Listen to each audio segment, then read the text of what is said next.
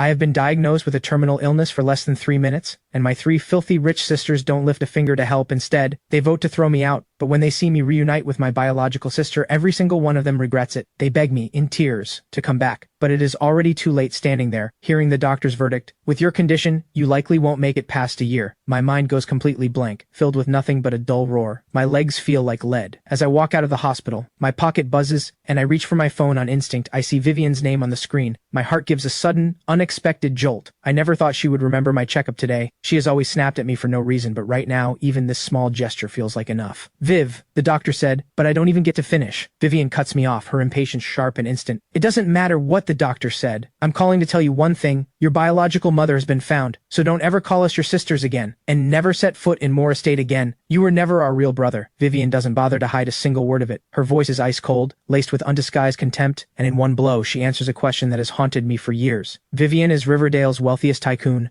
Ruthless and untouchable Melody is an A-list star, the reigning queen of pop. I have spent years walking on eggshells, trying to earn their approval, and all along, I was just an adopted child. Now that their real brother has been found, they don't want to pretend for even one more second, so they make this call right away and kick me into the gutter without a second thought. Vivienne expects that once the truth is out, I will fall apart from the shock, maybe even scream and lose control. Then she can deliver the final blow in an even colder tone, forcing me to face reality and accept that we belong to completely different worlds. But I simply say, okay, calm and quiet, and accept it all. That catches Vivienne off guard, but only for a moment. After all, this saves her the trouble of a severance payment. Vivienne pulls her thoughts back together and turns her focus to welcoming their real brother. As for what I, the placeholder, am feeling, nobody cares. After that heartless call ends, Butler Hayes knocks and steps into the room. He hands Vivienne the outfits prepared for the upcoming banquet. Every piece is crafted by the finest tailors in the country. The matching jewelry alone runs into the tens of millions. Whatever guilt Vivienne has left vanishes on the spot, giving someone who could never have touched high society years of this kind of luxury. The Moore family owes Ethan nothing. Hayes, I want a bowl of noodles. Same as always. Butler Hayes hesitates for just a moment, then nods and heads off without a word. 15 minutes later, he sets the bowl in front of her. Vivienne takes one bite and frowns. Hayes, did you check the kitchen ingredients today? Butler Hayes catches the displeasure in her voice. He had assumed it was just a simple bowl of noodles that any cook could handle. But clearly, he was wrong. Vivienne is not satisfied at all. Butler Hayes thinks for a moment and says, the ingredients are fine. I checked them myself. Everything was in order. It might be because Ethan was the one who used to make this for you. The taste is just slightly different now. I'll have the chef adjust it right away. Vivienne stops him immediately. What do you mean by that? I've been having noodles every morning for over a year now. Don't tell me Ethan made all of them. Butler Hayes nods. Vivienne freezes. Then her voice takes on a faint note of reproach. No matter what you think of Ethan, he was still a member of this household. How could you let him do something like this? Butler Hayes quickly explains. You had that stretch where your stomach was giving you trouble, and you couldn't keep anything down. When Ethan found out, he spent several days experimenting in the kitchen on his own, until he got the noodles just right. Then he asked me to bring them to you. Vivienne waves her hand to stop him. This is genuinely the first she has heard of it. She feels a small flicker of something, but it fades almost instantly, replaced by a sense that it was only natural after all. Everything Moore Estate has given Ethan far outweighs a bowl of noodles. Meanwhile, I make my way to my biological mother's home. All along the road leading there, I see utility poles and trees near her door plastered everywhere with missing person flyers bearing my face. This is the room. Helen's voice trembles slightly as she speaks. The room is small but spotlessly clean. A white tablecloth with printed orchids is spread neatly across the table. It is the brightest room in the whole house, kept empty and waiting, just for me. My eyes sting with tears. She never gave up looking for me. She always kept a place for me here. And for the first time in years, I feel like I finally have a home at noon. I sit down with Sunny, who is still in elementary school, and Helen, sharing a home-cooked meal I have missed for so long. Helen just looks at me. For a long, long time, she still remembers those first few days after I disappeared, when day and night lost all meaning to her. She barely stopped for a single breath, putting up tens of thousands of missing person flyers in every corner of this city. But the phone never rang sometimes. Walking past storefronts on the street, she would catch a reflection in the glass and think she saw my face. I'm so glad. I finally have you back. At that moment, Sunny sees the rare smile on her mother's face and goes still for just a second. Then she breaks into a bright smile too. After lunch, Sunny clears the dishes without being asked and rolls up her sleeves at the sink like a little pro. I jump up to help her. Thank you. She had been too shy to say it during the meal, but now, Sunny finally lets it out. Thank you, big brother. Those two words wash over me like warmth back at Moore Estate. Even when I sat on the same sofa as them, we might as well have been in two completely different worlds in this moment. I make a quiet vow to myself, and whatever time I have left, I will not let Helen or Sunny suffer one more day. That night before bed, I get a voice message from Helen. Are you getting used to the food here? I'll pick up some pork ribs tomorrow and make a proper meal. I smile and send a voice message back. Sounds great, Mom. That single word, Mom, makes Helen go still. And then the tears come. She had been afraid, deep down, that I would look down on such a poor home, but that fear is completely gone now. There are so many good days ahead of us. The next morning, Vivienne is up at her usual hour. The moment she stirs, the entire estate staff springs into motion.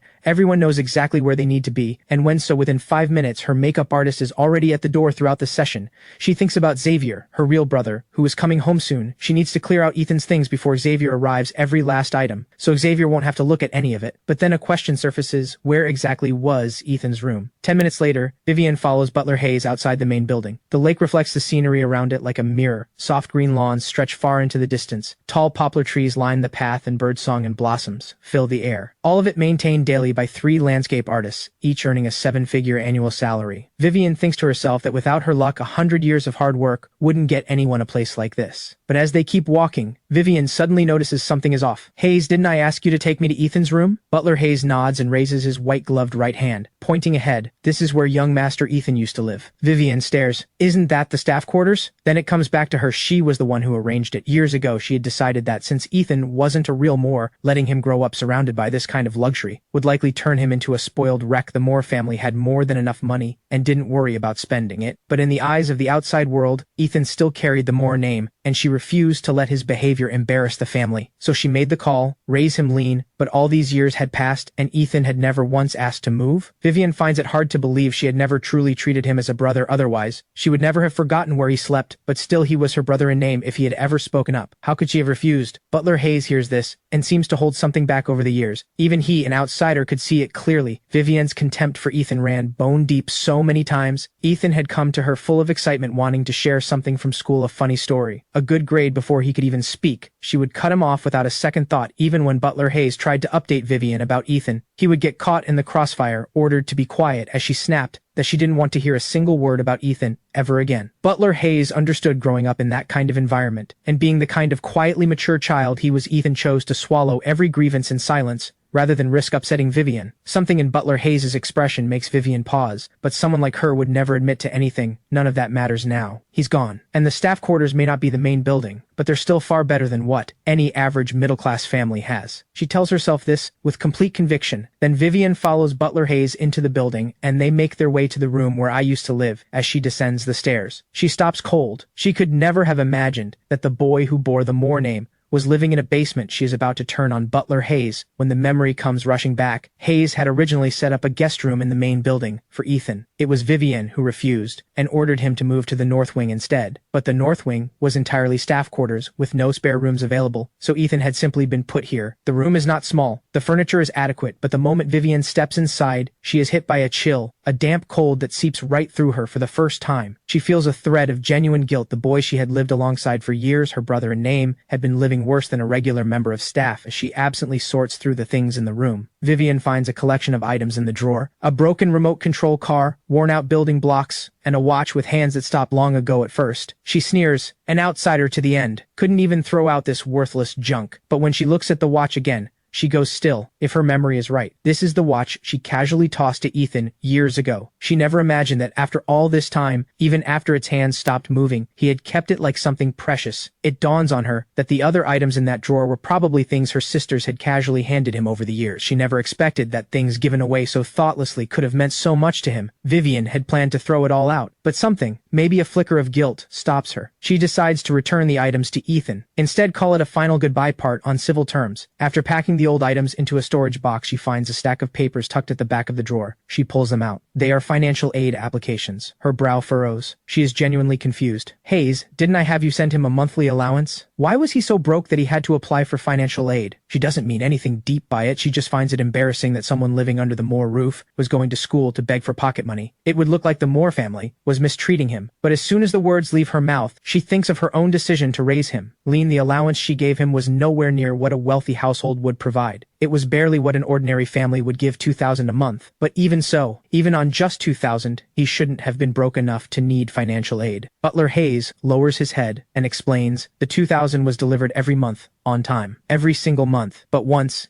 Ethan quietly borrowed a sum from me. He said it was urgent, that he needed it for your birthday gift. I felt for him, so I told him not to worry about paying it back. But he paid me back every cent. He scraped it together and returned it not long after. That may be why. The words hit Vivienne like a sudden wave. All these years, every single birthday, Ethan had put thought into a gift for her. But because those gifts looked like they came off a street market stall, she would toss them in the trash the very next day, and yet, looking down from her height, she had forgotten that Ethan was never a true Moor. Those cheap, worthless-looking things to him were the very best he could give. As it happens, I run into Vivienne that morning. When she sees me, she stops for just a beat. Wait, don't go. I have something for you. I walk on, as if I heard nothing, without slowing down for even a step. Vivienne is visibly thrown in her world. Ethan had always done whatever she said without question, without hesitation. Why is he suddenly so cold? Vivienne frowns, but doesn't dwell on it. She takes the old storage box from her assistant. Ethan, these are your things from your old room. There's more in the car, the less important stuff. I'll have someone drop it all off at your place on the way. At that, I finally stop. I take the box from her, flip it open, and glance inside. Thank you, Ms. Moore. Before Vivienne can recover from those words, she witnesses something that leaves her speechless. I drop the entire box straight into the trash. By the time she pulls herself together, the boy who was once her brother is already gone nearby. Assistant Sean watches this unfold and speaks up, indignant, and you came all this way to return his things in person. Should have just thrown all that junk out yourself. The Moore family raised him for years, put him through one of the top universities in the country, and never once treated him unfairly. And he shows not a shred of gratitude. How dare he treat you like that? He's nothing but an ungrateful wretch. Vivienne is not listening to any of it. The moment she heard me call her Ms. Moore, something told her she had lost something she could never get back, but that vague, nameless feeling of loss is quickly swallowed by a surge of rage. She can no longer hold down the only reason she lowered herself to come here at all was because she believed, deep down, that I still thought of her as family, and that was why I had treasured things she tossed aside without a thought. But after what she has just witnessed, Vivienne tells herself, she now sees exactly who I really am. It convinces her that the decision she and her sisters made to throw me out was absolutely the right call. What Vivienne conveniently forgets is how many times, in public, when I called her by name, she had pretended not to know me at all, how many times she had talked down to me, and ordered me to address her differently in certain settings, warning me that being called family in public was an embarrassment to her. Now that I have done exactly what she always wanted, she finds herself completely unhappy about it. Seeing the fury on Vivienne's face, Assistant Sean keeps fanning the flames. Since he has no shame left anyway, if that ungrateful wretch ever comes crawling back, we turn him away without a second glance. People would kill for a chance to climb this high, and he just throws it away. He's going to regret this for the rest of his life. Listening to all of this, Vivienne feels the edge of her anger begin to dull. You're right. He'll regret this. Absolutely. Then Vivienne turns to the bag her assistant is holding. She remembers it contains more of my old things, and plans to pull them out and throw every last one away. Before long, she pulls out a stack of old documents, worried her own papers might be mixed in. She flips through them carelessly. Inside are financial aid applications from my university years, and report cards spanning my entire life. When Vivienne sees the report cards, her eyes narrow almost involuntarily. She never expected that Ethan's academic record was this strong, nearly always at the top of his class, and a score of 680 on his college entrance exam. Vivienne is genuinely taken aback. She had never paid the slightest attention to his grades. Until this moment, she had assumed his place at a top university was bought by the Moore family's annual donations. But looking at this, he earned every bit of it on his own. A quiet sense of waste crosses Vivienne's mind. A score like that puts him within reach of a provincial top ranker. Setting everything else aside, purely as a talent worth investing in, Ethan had real potential. But what's done is done. There's no point dwelling on it with enough money. Top students like him are easy to find. Vivienne keeps searching through the bag and pulls out several medical exam reports. She almost laughs, thinking Ethan must be terrified of dying to have gotten checked out this many times at his age.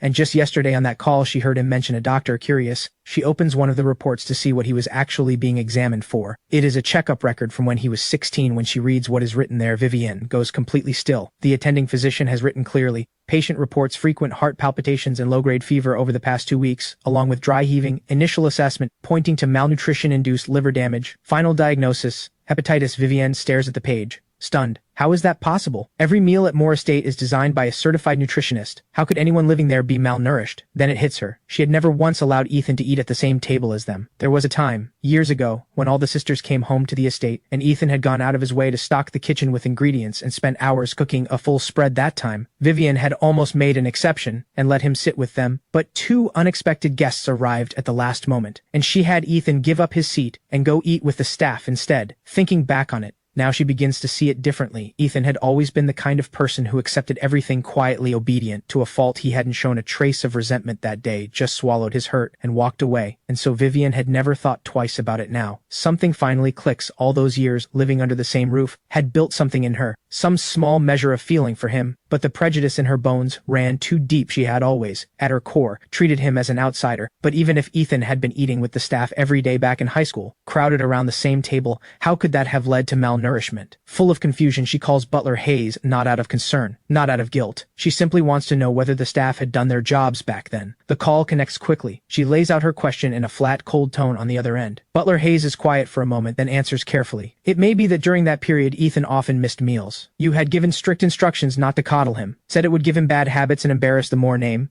so his schedule was kept in line with the rest of the staff. But staff meals run on a fixed window, miss it, and the kitchen closes. So he simply went without. He went hungry. Vivienne listens, growing more bewildered by the second. What does one thing have to do with the other? Was Ethan throwing a tantrum, refusing to show up on purpose, and ending up with nothing to eat as a result? Vivienne lets out a cold scoff. If he was doing that to himself, then he had it coming. Acting like a young master without the birthright to back it up. Butler Hayes listens, then says, with a tired smile, "Do you remember the time I asked you to arrange a driver for Ethan?" Vivienne pauses, thinking, and a vague memory surfaces. It was Ethan who had brought it up himself. Vivienne had heard it as an unreasonable demand and refused without a second thought. She had already decided to raise him. Lean, a personal driver, was out of the question. She had even suspected he was getting above himself, wanting to show off by riding around in an estate car. Yes, I remember something like that. But what does that have to do with food? Was he sulking over it, refusing to eat as some kind of protest? Butler Hayes shakes his head quickly. Ethan didn't complain. Not once. The very next day he used his allowance to buy a bicycle and rode that beat-up bike to school and back every single day. Vivienne hears this and nods inwardly. Young people should get more exercise. But what Butler Hayes says next shatters every comfortable assumption she has been holding onto Butler. Hayes sighs and continues. The high school was very far from the estate. Even by bicycle it took over an hour. To get there on time every morning, Ethan had to be up by 5:30 in the morning, but the staff breakfast window at the estate, without exception, ran from 7 to 9, which means every morning when he left the house, the kitchen hadn't even been lit yet, and in the evenings, he was often too buried in schoolwork to make it back in time. Butler Hayes lets out a long, heavy sigh. Back then, he had watched all of this and felt helpless. He had brought up Ethan's eating situation more than once, but Vivienne had cut him off every time, insisting everyone be treated the same. No exceptions, no special treatment. The words land like a bolt through Vivienne. She finally sees just how badly she had gotten it wrong. She has always moved through the world and chauffeured cars. She had long forgotten what it costs to live without, that she had always assumed that a kid from an ordinary background had no business asking for a private driver, and naturally took Ethan's request as entitlement. She had completely overlooked how remote the estate was, and how far it sat from his school. His request had been completely reasonable, and even if the driver was off the table, even the smallest adjustment, having a cook start breakfast a little earlier, the way any normal family would for a child matching his schedule, would have been enough. But she had shut down both options herself. Vivienne has no choice but to admit it. Now Ethan starved his way into illness because of her. After she hangs up, assistant Sean, who had been so vocal just moments ago, now stands there feeling the sting of it too. But Ethan is still an adopted child, not Vivienne's real brother. Vivienne knows she was wrong, but a lifetime of looking down at the world makes it impossible to bow her head to anyone. She will just send someone to drop off his things. Meanwhile, back at Moore Estate, a young woman sits alone at the edge of her bed. Her skin is flawless, delicate as fine porcelain, the kind of beauty that draws every eye in every room. Her name is Melody Moore, the reigning queen of pop. Her latest release, just out recently, shot straight to the top of every major streaming platform. But last night, Melody could not sleep. She is terrified of sliding back into that darkness of becoming someone who lies awake, hollowed out, night after night. So she tries desperately to remember how she had gotten through it the last time. Out of habit, she reaches for her phone, ready to call Ethan over to help her unwind. Her fingers pause, and the realization hits. Her Ethan is no longer here. She and her sisters drove him out themselves, but the pang passes quickly. He was never truly one of them. Savior is coming home soon. Keeping a stand-in around would have been absurd. She has Butler Hayes find a massage therapist right away. Someone is sent, but no matter what, she cannot find that same calm she used to feel when I drag myself home. Exhausted, the living room is completely dark. There are steaming dishes on the table, but not a single person in sight. Then the bright hiss of sparklers fills the room. Light bursts through the dark. Happy birthday, big brother. Helen steps out from the back room, smiling, and carefully sets a birthday cake on the table. Sunny dashes to the side of the room, yanks away a cloth, and reveals a small electronic keyboard underneath. She wants to play me a song she just learned. I am delighted, but also puzzled. When I arrived yesterday, there was definitely no keyboard in this room. This is not something a family like ours could easily afford, but I spot the clue quickly. A sticker on the keyboard reads, Class 2, Xiao Mei Wang. A sting rushes up to my nose. For my birthday, Sunny had gone out and borrowed someone's keyboard. In all those long years at Moore Estate, nobody had ever once cared about my birthday. Watching Sunny play with that look of total focus on her face, I stand beside her, eyes burning, and clap, humming softly along with the melody. When the song ends, I ruffle her hair and ask, do you really love playing? Once I save up enough, I'll get you one of your own. Sunny's face lights up instantly. She cannot hide it. Thank you. is right there on the tip of her tongue, but she swallows it back down, trying to be mature. She blinks up at me with those big bright eyes and says the opposite of what she means. Actually, I don't even like it that much anymore. I see right through her, but I just smile and let her have it, already making a quiet promise to myself to give her something she won't see coming. So I go along with it and shift gears. Thank you, Sunny. I really love it. Let me play one for you. Sunny's eyes go wide. Wait, you play? I have barely settled onto the bench and raise my hands when there is a soft knock at the door. I pull the door open and freeze. A girl stands there in a white button-up and a knee-length skirt, her dark ponytail framing a long, graceful neck, a light breeze lifting the loose strands around her face when she sees me open the door. Claire Yates breaks into a warm smile. Looks like I've got the right place. She holds out an elegantly wrapped gift box with both hands. Happy birthday, Ethan. When I just stand there, blank, she tilts her head and asks playfully, aren't you going to invite your best friend in? She was my classmate back in high school. She had found out what happened through the class group chat and made a point of coming today. Sunny stares at this absolute goddess of a girl, then looks back at me, standing there like a statue. A knowing look spreads across her little face, and she grins like the sneakiest kid alive. She sidles up beside me, tugs at my sleeve and whispers under her breath,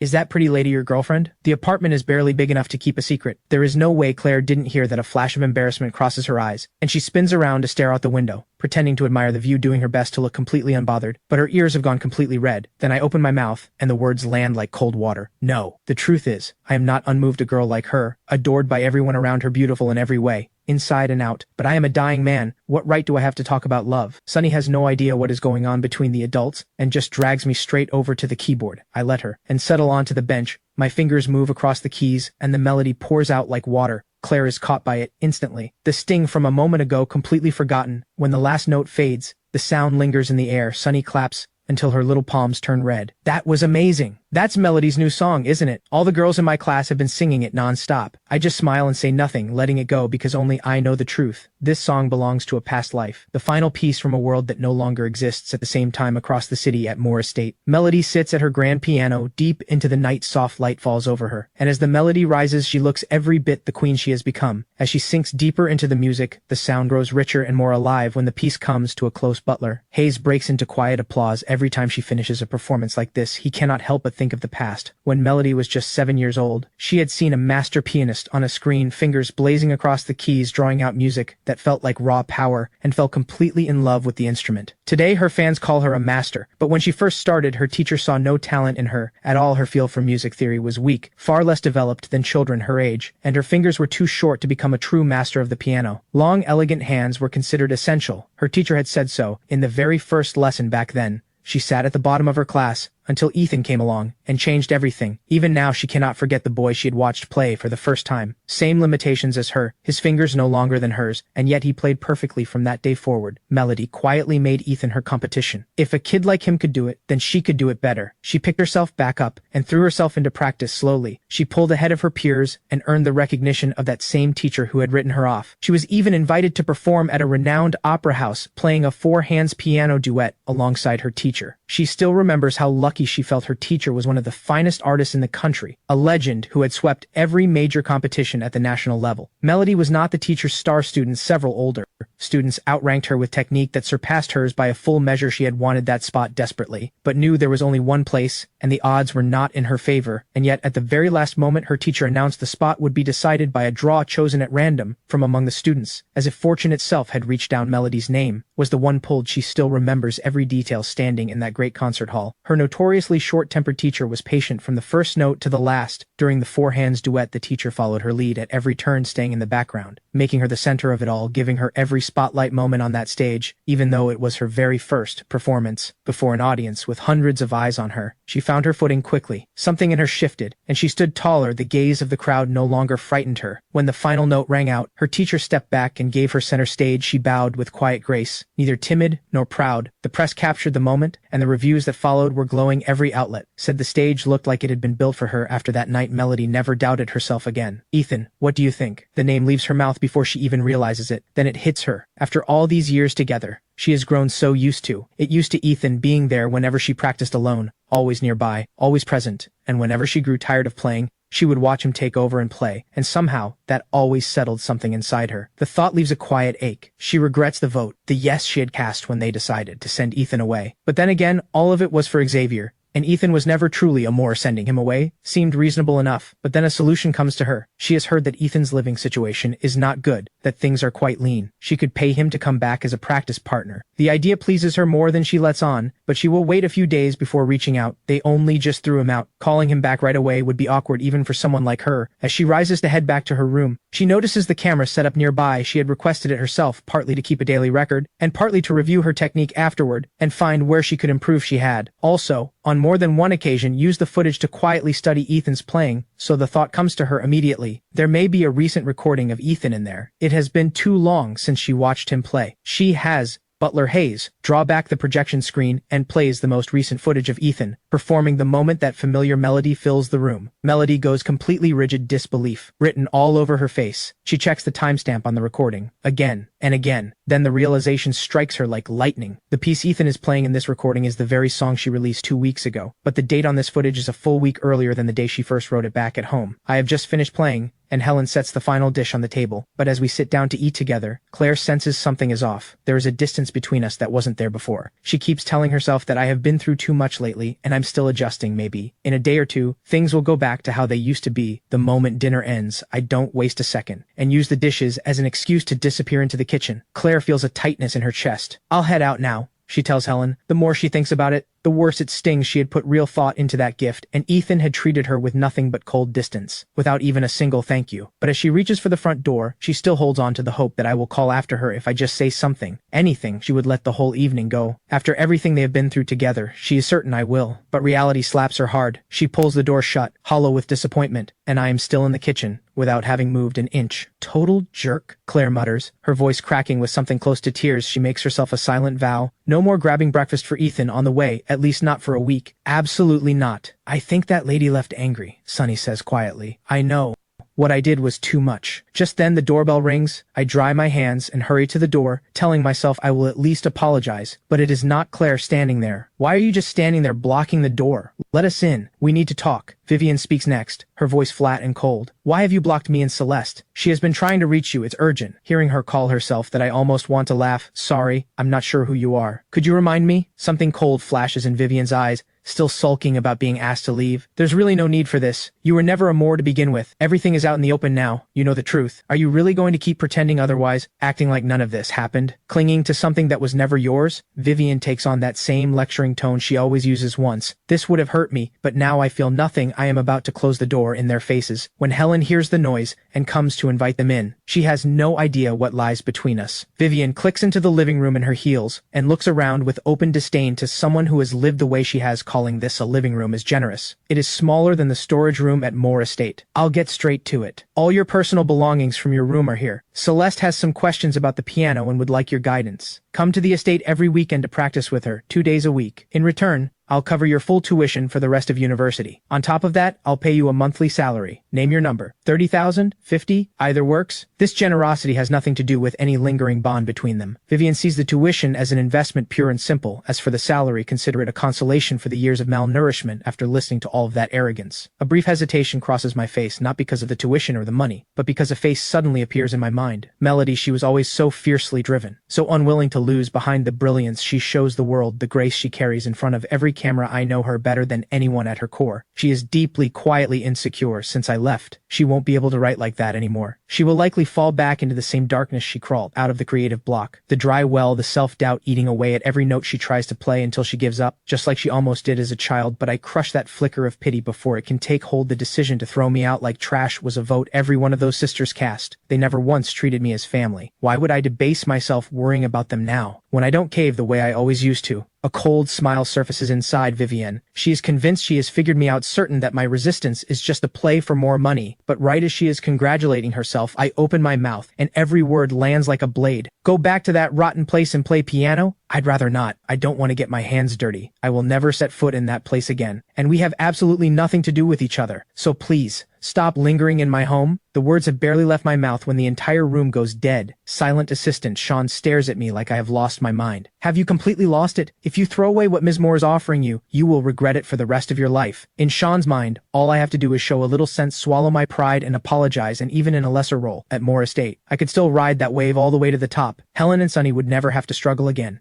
Vivienne forces down her rage and jabs a finger toward me. Ethan, I'm giving you one last chance out of the goodness of my heart. Get down and apologize. Right now. Then show up every weekend to practice with Melody. The offer still stands. My answer is one word, clean and final. Get out. Vivienne slams the door so hard the walls shake in the car she vows to cut all ties completely and pour everything into Xavier's welcome home banquet. Just then a spending notification lights up her phone, 530,000, all charged by Xavier, no description, no explanation. To Vivienne, it is a drop in the ocean. Xavier spent 20 years out there with nothing, consider it the smallest start of what she owes him as a sister. Meanwhile, Melody receives news that stops her cold. It comes up during a casual call with her mentor. Ethan's piano talent far surpasses hers. The spot at the opera house was never decided by a draw. Ethan had chosen to step aside and hand the place to her in an instant. She remembers a question Ethan once asked her, "We'll always be a family, right?" The next evening falls and I walk onto the university campus. All of yesterday, one question had been turning over in my mind. Whatever time I have left, what would make it mean something? But in this world, everything comes down to money. I need to build real wealth, and I need to do it fast. Given a second chance at life, I can see opportunities everywhere, snatching up prime real estate in the city center at rock-bottom prices,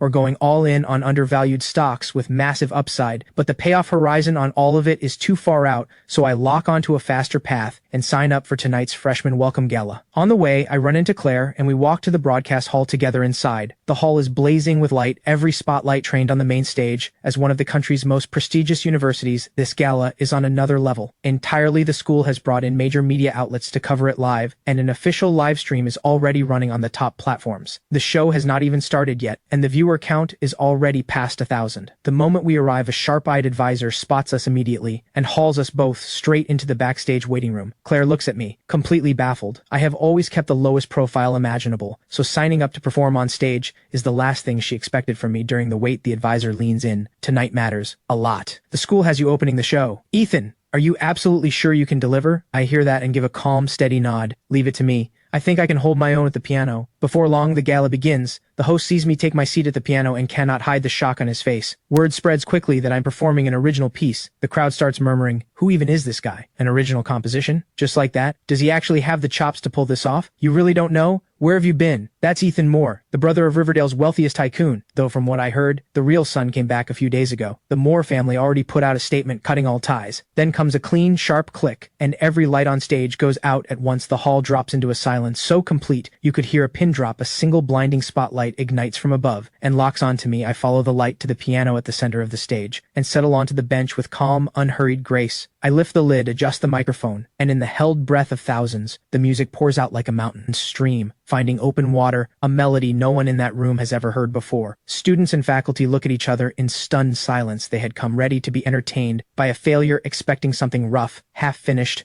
embarrassing. Nobody expected this to be real. Soft notes drift upward and slowly fill the entire hall as the music builds. Layer by layer, the audience sees sunlight pouring through stained glass, falling softly over a bride in white. Two figures gaze at each other, eyes full of something that needs no words. And just as they are about to speak their vows, the music shifts, suddenly shadowed with grief. That beautiful vision of love and ceremony shatters like a reflection in broken water. As if all that beauty had only ever been a dream, a popular online creator in the audience shouts out, "What is this piece called? Someone tell me right now." A dream wedding comes to its end. I bow and walk off the stage. The gala continues on schedule, but in the unseen world of the internet, that solo has already ignited a storm. The high-definition footage of my performance spreads across every platform. A dream wedding shoots straight to the top of trending. Oh my, he is unreal. Those fingers aren't hitting piano keys. Every single note lands right in my heart. Why can't I find this anywhere? Don't tell me this is a one-time exclusive. An original, and it drops like this? As the discussion explodes across the internet, the country's biggest streaming platform can no longer sit still. They dispatched director Nash to our campus that same night with orders to secure exclusive rights at any cost. Meanwhile, Xavier's welcome home banquet is in full swing. Vivienne stands with her glass, scanning the room. Puzzled Melody is nowhere to be found. She was supposed to perform tonight. To thank the guests back at the venue, director Nash corners me backstage. "Mr. Moore, what a pleasure. We are very eager to acquire the exclusive streaming rights to your piece. Would you be open to a partnership?" He launches into a stream of tempting revenue-sharing proposals, but nothing could have prepared him for how quickly I agree. I want to sell the full copyright outright for him. This is the deal of a lifetime. Just as we are about to settle on a final number, the door to the waiting room is shoved open. "Ethan, don't sell. Think bigger. Don't let them lowball you." It is Melody, who had watched the live stream and come straight here, not stopping for a single second. I know you need money right now after everything, but selling the full copyright would be penny-wise and pound-foolish. Hold on to it, and it will only grow in value. I don't even glance in her direction. I don't answer right away. I just send one cold question back her way. When they voted to throw me out of Moore Estate, you voted yes. Am I wrong? Melody visibly flinches, her eyes go red at the edges, and she nods, slowly, with guilt written all over her face. I watch the performance and feel absolutely nothing. That cold, loveless place, I left it behind. Long before they pushed me out, Melody has a whole flood of words she wants to pour out. Ethan, do you have any idea how much I've been suffering? Without you there to practice with me, I can't sleep. Can we play together again?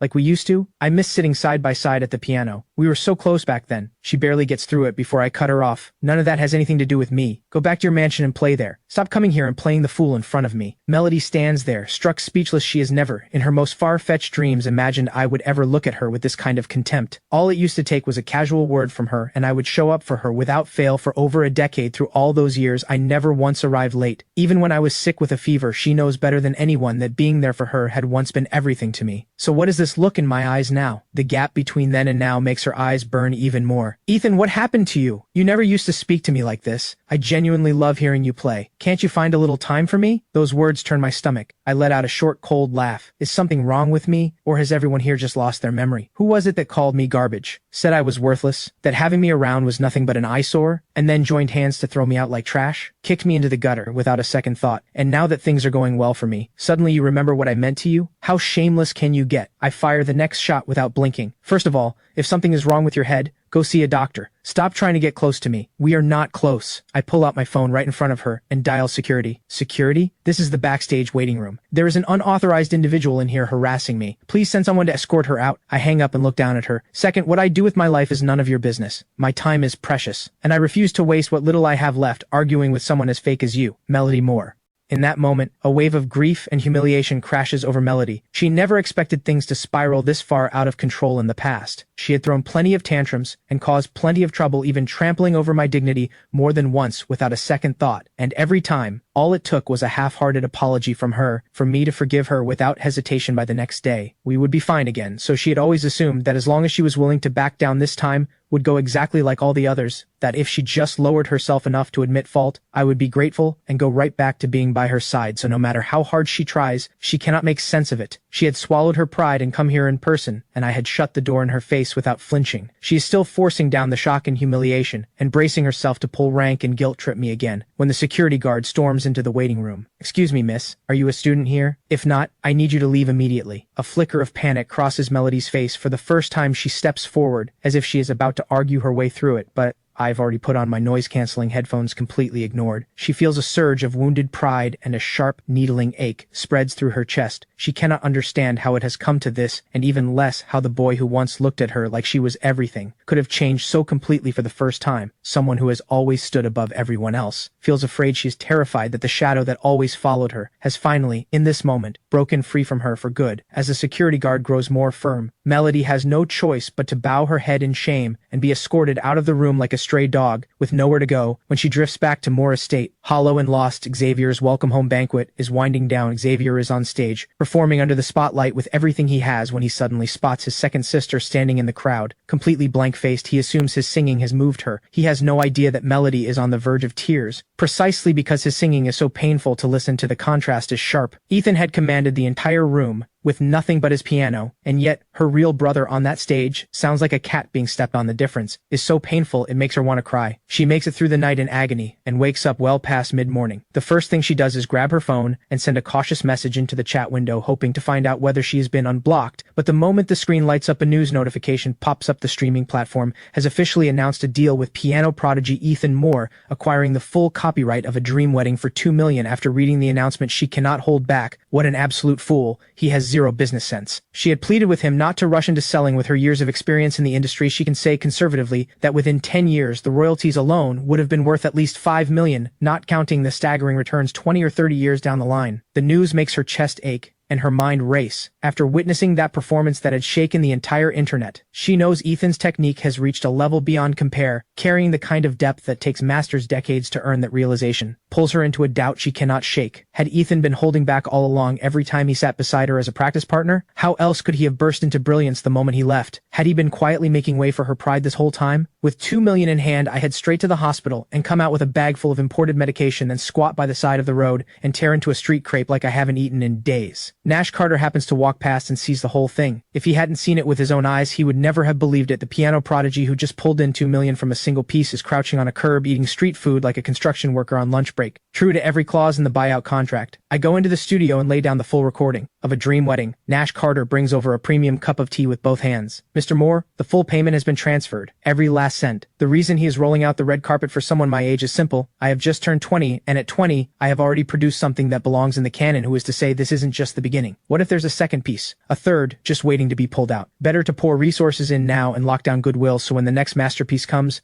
they are first in line. Nash Carter stands up beaming and extends his hand. Mr. Moore, here's to a successful first collaboration. If you ever have another piece of this caliber, I hope today has shown you how serious we are. We would love nothing more than to work with you again. But all that warmth hits a wall. He has delivered a full speech of polished flattery, and I sit there like a post, giving him absolutely nothing. Not even the courtesy of standing up to shake his hand. The arrogance quietly infuriates him, but after years in this industry, he has met all kinds of eccentric geniuses who think the world owes them a bow are nothing new. Just as he is turning to leave, I finally lift my eyes and speak. Sorry about that. My mind wandered. Since you're so eager for a next time, why waste time waiting for it? No time like the present. Let's do it today. What I say next, delivered without a trace of drama, drops his jaw so hard he can barely close his mouth. I have another complete original, right here. It holds its own against A Dream Wedding. Every measure of it, the words, land, and the studio goes completely silent. Not just Nash Carter, even the sound engineer beside him stares with wide eyes in their minds. A Dream Wedding is the kind of piece that comes once in a generation, destined to be remembered long after its composer is gone. A true classic. To write something like that at 20 is already the mark of an extraordinary talent. And yet, right here in front of them, I am claiming to have another one, sitting in my pocket at the same level. How could that not send a chill down their spines? The look on Nash Carter's face right now is something to behold. This is the real thing. He has struck gold. If Ethan can actually produce a second piece that matches the first, then the sheer scale of this person's musical gift is something almost too frightening to comprehend. And yet, how has someone this extraordinary spent 20 years completely unknown in this industry? Nash Carter steadies himself and with the utmost respect, invites me to sit burning to hear what this mysterious second piece sounds like. When my hands open across the keys, a torrent of dense, rapid notes pours out like a dam breaking open, and the music tears into something almost hysterical in its intensity. The moment my fingers touch the keys, something in me shifts as if I am using every note to rage against everything fate has handed me, pouring every last feeling out until there is nothing left. Nash Carter is trembling with excitement. He has found something priceless. A Dream Wedding, for all its breathtaking beauty, had one weakness: it was technically too accessible. This second piece goes in the complete opposite direction. The dizzying speed of the fingerwork looks almost like the hands are fighting each other at the same time in the grand, quiet halls of Moore Estate. Vivienne has been knocking on Melody's bedroom door for a while. Melody, get up, come down and eat. But when the door slowly swings open, Melody is a mess. She drifts out like a ghost. Hair tangled, eyes vacant. The sight of her gives Vivienne a jolt. Melody, what happened to you? Are you sick?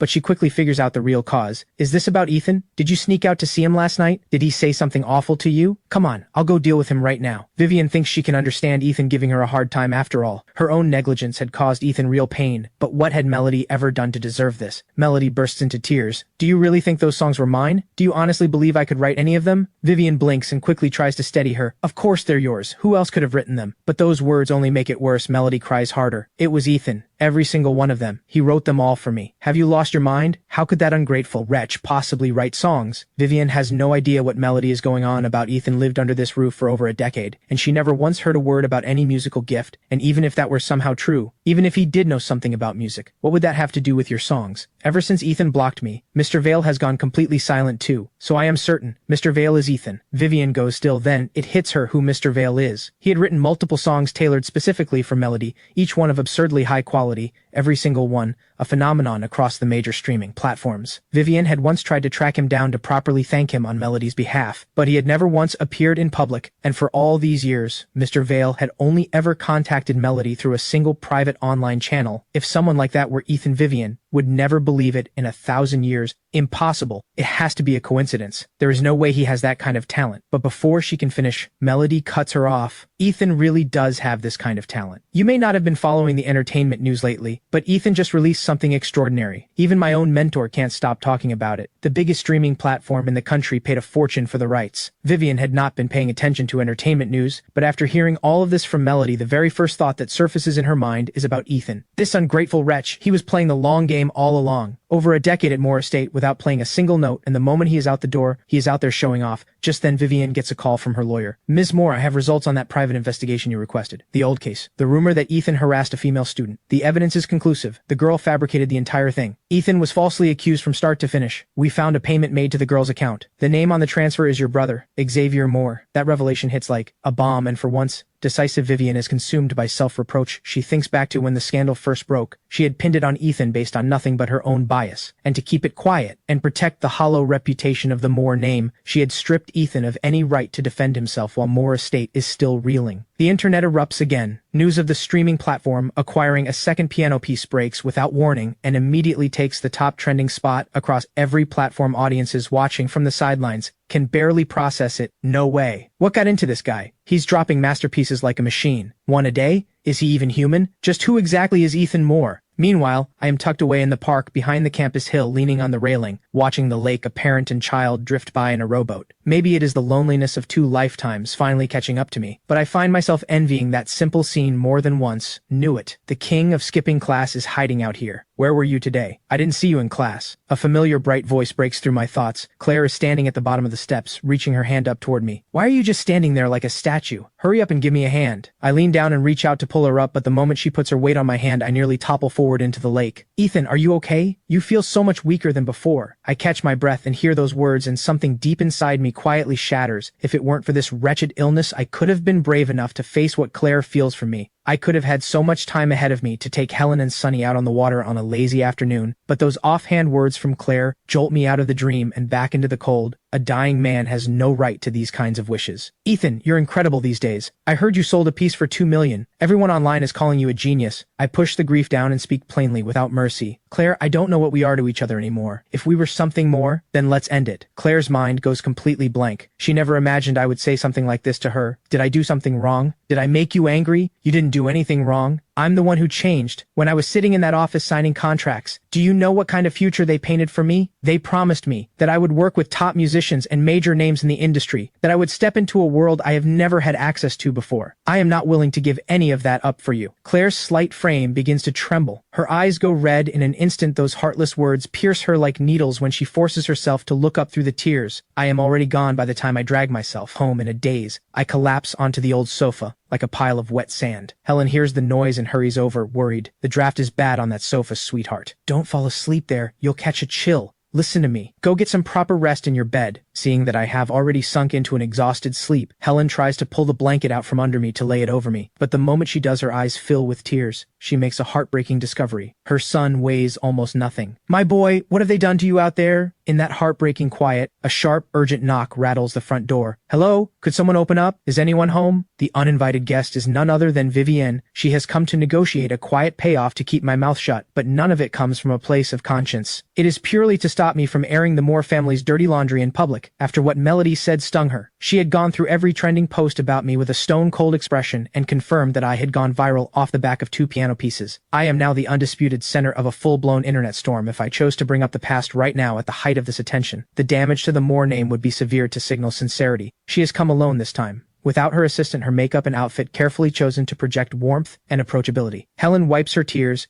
and pulls open the security door. When she sees it is Vivienne, again, her normally gentle face darkens immediately. What do you want now, you heartless woman? Seeing Helen's hostility, the false smile Vivienne has put on freezes on her face, but she is too seasoned a businesswoman to let it show for long. Last time got off on the wrong foot because of a misunderstanding between me and Ethan. I'm here today to have a calm conversation with him. I went by his university just now, but he wasn't there. I figured he must be home by now. While Helen is still processing this, Vivienne slips inside. Just a small token. Please don't read too much into it. She sets 2 boxes of extraordinarily expensive tea from the estate down on the worn, paint-chipped coffee table with a firm thud, but Helen snatches both boxes right back up and shoves them toward the door. Take it back. Nobody here wants your charity. The move stops Vivienne cold. She thinks to herself that this family must have lost their minds, every single one of them, acting like they have a fuse waiting to blow in Vivienne's mind. Helen was supposed to be the meek and easily managed type. So why has this woman suddenly grown a spine? Please, calm down. I genuinely came to see your son. I owe him a proper apology. I know I handled things poorly before. The truth is, Vivienne has not only come under pressure to apologize, she also needs something from me, so she swallows her pride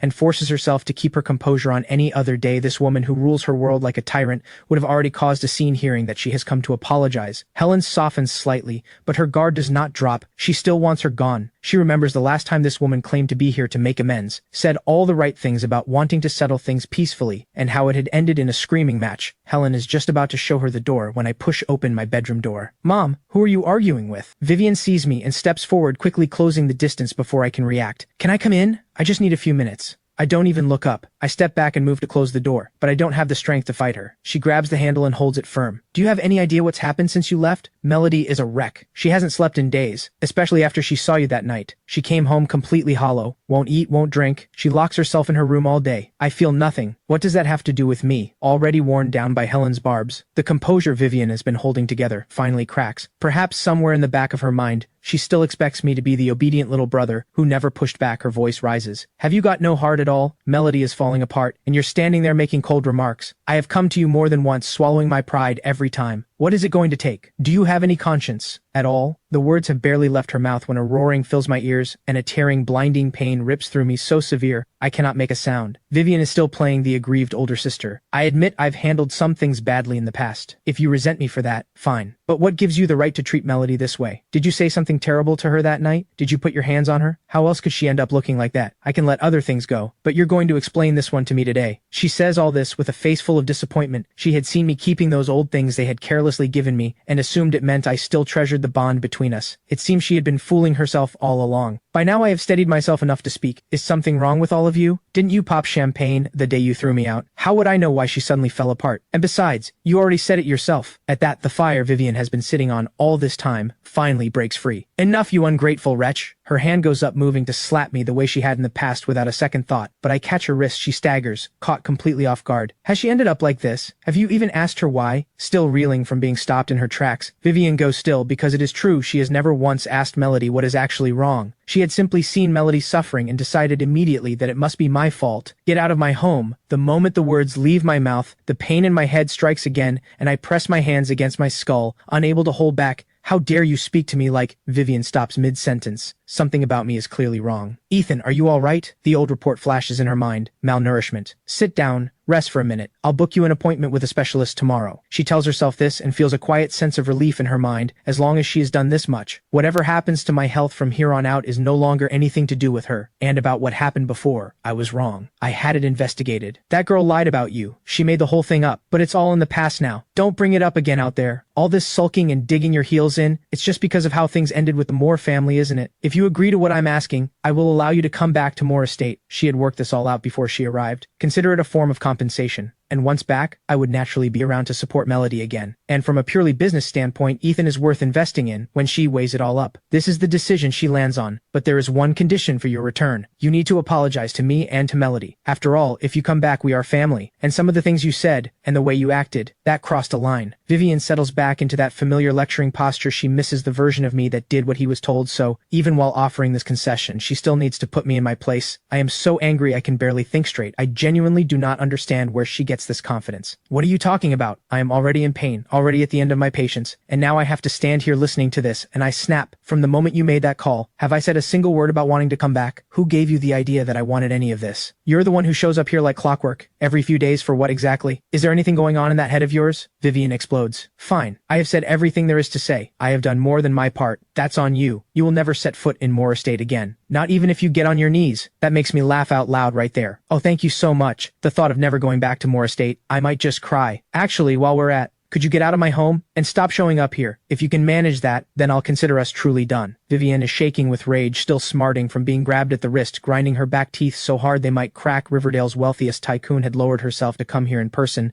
had actually set aside her pride and apologized, and not only am I not grateful I had treated her like a punching bag, she is not deaf to my sarcasm, but she clings to the belief that I want to go back to Moore Estate. Say nothing else, at least the living conditions are 100 times better than this cramped little place. Just then her phone buzzes in her pocket. She nearly rejects the call, but when she sees the name on the screen, her expression shifts. Melody, what is it? On the other end, Melody's voice comes through urgent and tight. How did it go? Did you talk to Ethan? Is he willing to come home? Vivienne's face goes blank. but it is her sister, so she keeps her voice level and walks her through what happened in her version of events. There is no shortage of embellishment and selective memory, casting herself as the wronged party and painting me as a cold-blooded ingrate. I nearly laugh out loud listening to it, but I cannot be bothered to correct any of it. In fact, I am almost glad she is doing it this way. The worse she makes me sound, the less likely either of them is to come back. After Vivienne finishes her dramatic retelling, she fully expects that Melody will give up on me entirely and let go of whatever attachment she still has before the obsession does real damage to her health. But what happens next catches her completely off guard. Melody bursts into tears on the other end, and then begs to be put on speaker. "Ethan, I know you've been through so much. Please don't fight with Vivienne anymore. You know what she's like. Just listen to her. Come home with her. I'm begging you." Before Vivienne can scold Melody for groveling to an outsider, I reach over and take the phone out of her hand. "Keep your sister away from me." And I hang up across town. Claire makes her way home in a daze. She had gone looking for me outside campus because I skipped class and ended up missing her own evening study session too. She locks her door and sits in the dark, perched on the edge of her bed, her mind a tangle she cannot unravel. Memories she cannot hold back come flooding in. She thinks back to freshman orientation week. She remembers the brutal heat that day, so bad you could wring sweat from your cap. The instructor had turned around and split open a watermelon as a treat, and everyone thought he had finally gone soft. But when the slices were laid out on the ground, they realized he was up to his usual tricks. Sure enough, he made the boys and girls sit across from each other, with the watermelon between them, and launched into one of his reaction time games. The rule was that you could only go for your slice when he finished counting down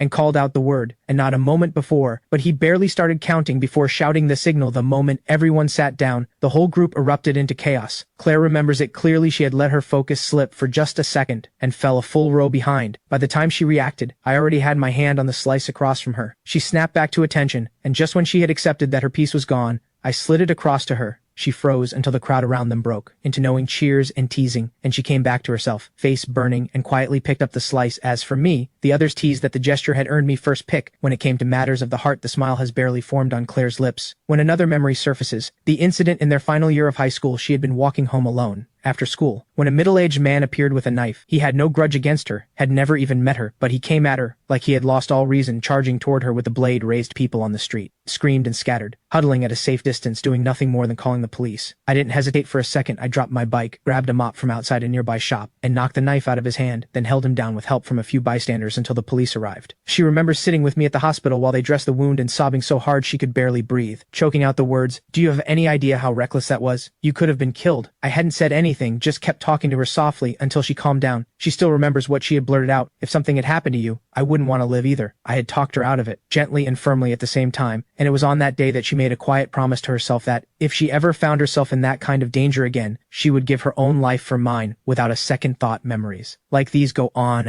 and right now she is desperately trying to push them away, but they follow her like shadows. Each one a dull, quiet ache. Is it really because you have stepped into a new world, met new people? Is that why you changed? She has known me for 5 years, since high school. What she used to tell herself was just a vague, undefined fondness, something she could not quite name today. For the first time, she sees it clearly. She has been in love for longer than she knew, completely and entirely in love with everything about me. She loves the way I haggle over prices when we shop, loves the way I drink cola in big, careless gulps, loves the way I go quiet when I read it. Only took a moment to fall, but the love has been 5 years in the making. The thought sensor scrambling for her phone. "Ethan, you were joking, right? Those things you said, you didn't mean any of them, right? Have you forgotten everything?" With every message she sends, the certainty she is trying to hold on to crumbles a little more. How desperately she wants me to reply right now with something like, "I was messing with you. You caught me." But the screen stays silent. She calls me the first time. It rings out when she tries again. She realizes she has been blocked after Vivienne gets driven out by both me and Helen. Helen calls after her with a sharp warning. "I don't care how powerful you are. You come after my son one more time, and I am calling the police." Vivienne storms out of the building, seething, and spots a sports car parked at the entrance. She has seen plenty of cars like that, but this one is different. It is the one she personally gifted Xavier at the banquet. The window rolls down slowly, and Xavier leans out, all concern. "What happened to you? How did your clothes get dirty?" Vivienne gets in without expression. "Nothing, just drive." She's not about to tell anyone she got grabbed at the wrist, but on the way, Xavier carefully ventures, "Didn't go well, did it?" Inside, he is delighted and seizes the moment to play the innocent. "Is this because of me?" After he found out the truth about being adopted, Ethan must hate me for ruining his life. We have never even met. I never did anything to him, but he probably blames me for everything. That must be why he's so angry. Xavier is getting genuinely into the performance. His voice thickens slightly, almost as if he might cry. "What if we go back? I'll come with you. We can apologize to Ethan together. If it brings him back, if it makes Melody happy, I don't care what it costs me. He can yell at me, hit me, whatever he needs. fades. Vivienne listens to all of this and feels her blood pressure begin to climb again. She smacks the window. "I told you to drive. Stop bringing up that ungrateful wretch." Xavier flinches at her reaction. He had wanted to add that he would die for Melody's happiness, but even he felt that would be pushing it too far. Just then a call comes through. Vivienne answers. "What is it?" "Ms. Moore, we have confirmed. The person behind the false accusation against Ethan is your brother, Xavier Moore." Xavier hears every word. His foot slams the brake. Vivienne stares at him, stunned. "Xavier, why would you do that?" She had told herself it was a coincidence. The same name, but the guilt on his face tells her everything she already knows still. One thing does not add up when that incident happened. Over a year ago,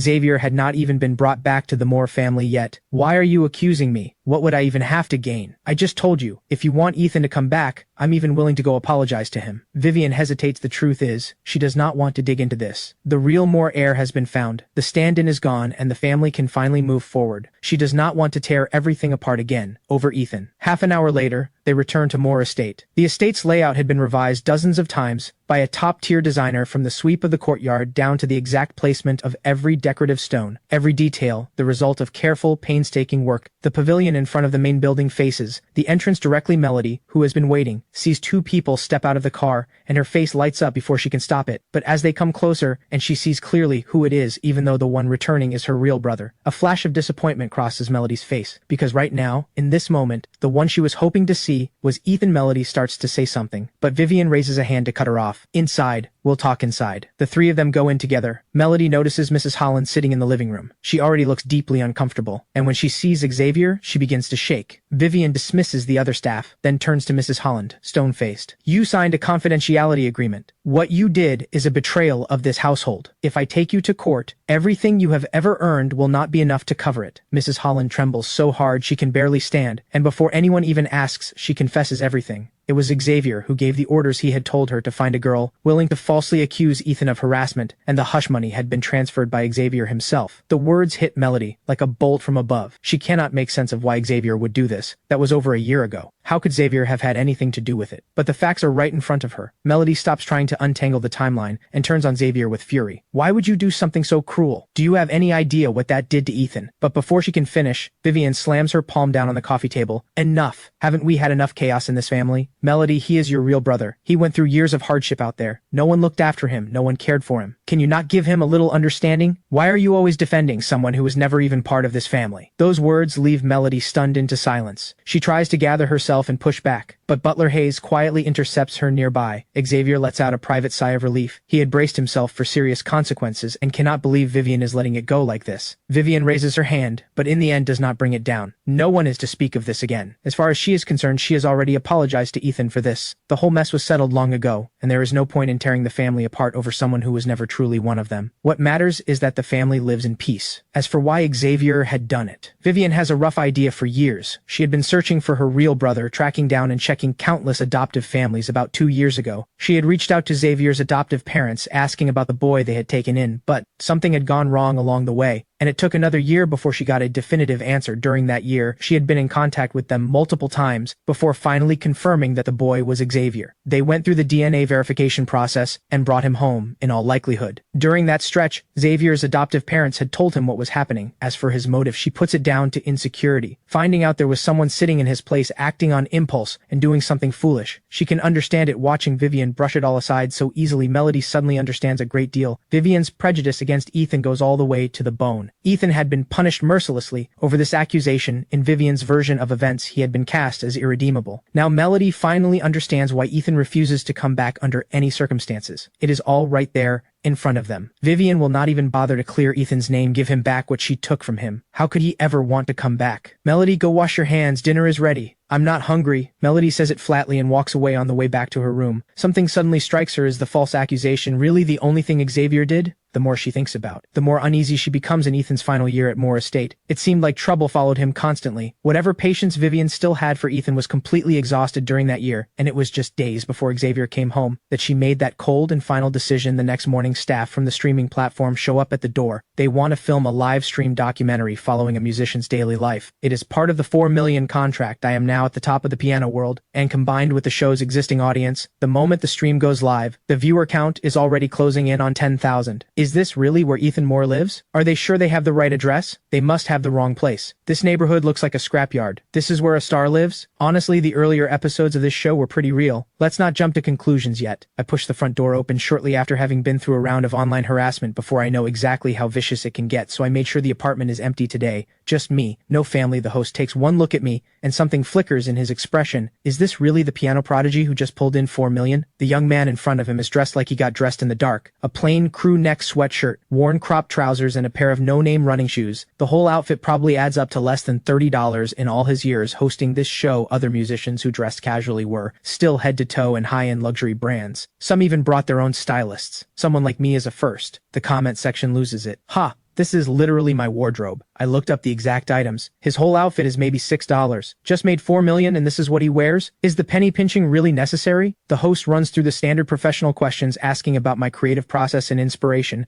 I have a prepared set of answers ready and deliver them smoothly. Nothing to pick apart. Then the segment shifts to everyday life. Ethan, where do you usually have breakfast? I nod, pick up my phone from the table, and lead the host out the door right then. Sharp-eyed viewers in the stream spot something. That phone of his is something else. The model is so old it belongs in a museum. The screen is completely shattered. Where did he even find that thing? The group makes its way out to the street. I had actually planned to splurge a little today, skip the bus and call a car, but when I pull out my phone there is no ride-hailing app installed, and I'm not about to use up my data downloading one, so I lead the crew toward the bus stop. Instead, we have walked straight into the worst of the morning rush. The transit connections in this part of the city are terrible, and every resident in the surrounding area has converged on this one stop. The production crew takes one look at the mass of people and goes completely blank. People squatting, sitting, standing, packed in so tightly it is almost impressive. The host is visibly losing hope, quietly doubting whether he will make it onto the bus at all. Then the crowd stirs as the bus rolls in slowly. Every person waiting hardens their expression and takes on the look of someone prepared to fight their way. On the comment section explodes, taking the film crew onto a rush hour bus. This man is absolutely one of a kind in the music world. Honestly, I'm becoming more of a fan by the second. Not a trace of celebrity ego on him. He literally could be my broke college roommate. Fortunately, the line I need is not quite as brutal as the others, and the crew manages to squeeze on behind me without catastrophe. The bus lurches forward, stops, lurches again, passengers packed in and jostling like sardines. After 5 stops of being rattled back and forth, the host has gone completely pale, looking close to sick. Fortunately, I get off at the next stop. It is nearly 10 in the morning at this hour. I usually skip breakfast entirely and fold breakfast and lunch into one. The host nods along and gestures for me to lead the way to food, but when he looks around, there is not a single proper restaurant in sight. Just where exactly is Ethan Moore taking them to eat? The answer comes quickly. I walk into a worn-down convenience store. The place is empty. At this hour, it runs around the clock, kept alive by the late-night crowd, and little else. The only reason it has not shut down. It has seen me through more difficult nights than I can count. Seafood noodle cup as always, just boil the water too. The owner, who had been dozing behind the counter, snaps awake when he sees me and greets me with immediate energy. Add a tea, egg, and a sausage for me. Real meat only, not the starch ones. The owner breaks into a wide grin. Well, splurging today, are we? Don't see you going all out like this very often. He gets to work with practiced efficiency, pulls a cup of instant noodles off the shelf, tears open the seasoning packet, and fills it with boiling water, and once the noodles soften, drops in the sausage and tea egg. I scan the code and pay, carry the cup outside, and squat down on the front step to eat. The scene leaves viewers in the live stream completely speechless. Is he seriously doing this for the camera? The act is a bit much, don't you think? What kind of millionaire eats instant noodles on a step for lunch? Did none of you catch the owner's reaction? The man was shocked. He ordered an egg and a sausage. That means he doesn't usually even spring for extras. Still feels staged to me. The contrast is just too absurd to be real. While I eat, the host takes the opportunity to pull up the most frequently asked questions from the audience. Ethan, mind if I ask a few questions from your fans? I swallow a mouthful of noodles and nod. Would you be willing to show your phone to the camera? I pause for a beat, not quite sure what he is after, but I go along with it. 4 million reasons to cooperate when the camera moves in close on the phone. Everyone sees that what viewers had described was, if anything, an understatement. The screen is shattered in a web of cracks, and hitting the power button takes a full 3 seconds to register. Ethan, can you explain this? With your talent, surely you can afford an upgrade? I look down and let out a quiet, private laugh. Diagnosed with late-stage liver cancer at 20. With less than a year left, I stopped caring about things like phones a long time ago. Thrown out by the people who raised me like a stray dog, I had lived inside wealth and been treated as less than nothing. None of that is something I intend to share with the world. I do not want anyone's cheap sympathy. The host senses the shift in my mood and smoothly steers things in a different direction, moving us along to the next part of the shoot, though the on-camera interview steps around it. The internet does not. 2 extraordinary piano pieces have emerged. Out of nowhere, My name has been dominating the conversation for days, with over 20 separate trending topics carrying my name as clips from the livestream get shared across every platform. The debate erupts across the entire internet. Who could have imagined that the overnight sensation lives like someone with nothing? Crammed onto public buses, squatting on the curb eating instant noodles. Why? Why did the host just drop it halfway? That was terrible interviewing. Deduct his pay. There had been posts going around earlier claiming Ethan was the real brother of Riverdale's wealthiest tycoon. Now that looks like complete nonsense. I've seen footage of that estate. The level of luxury is beyond anything you can picture. Whatever the story is, none of this adds up. This isn't frugal. This is something else entirely. Several rival companies, jealous of the attention I have been getting, spot the trending posts and see an opportunity and immediately hire online trolls to start a smear campaign calling me a miser, money-obsessed someone who pulls in millions and lets his family rot in a falling-apart apartment. If they can drag my reputation down far enough, their own artists can ride the rebound. The comment sections turn toxic, almost instantly personal attacks coming in wave after wave. But the tide turns quickly. A video goes up from an account called Summer Apple. The person in it is none other than Owen Quinn, my roommate who still owes me money. He opens by identifying himself as my university roommate and comes clean about the confrontation over the debt a few days ago. Then he offers a genuine apology and, to everyone's surprise, goes to bat for me. I would stake everything on Ethan's character. This is genuinely how he lives. To the people saying he's performing for the camera or spreading rumors that he's spending the money on something illegal, I have screenshots of every single comment.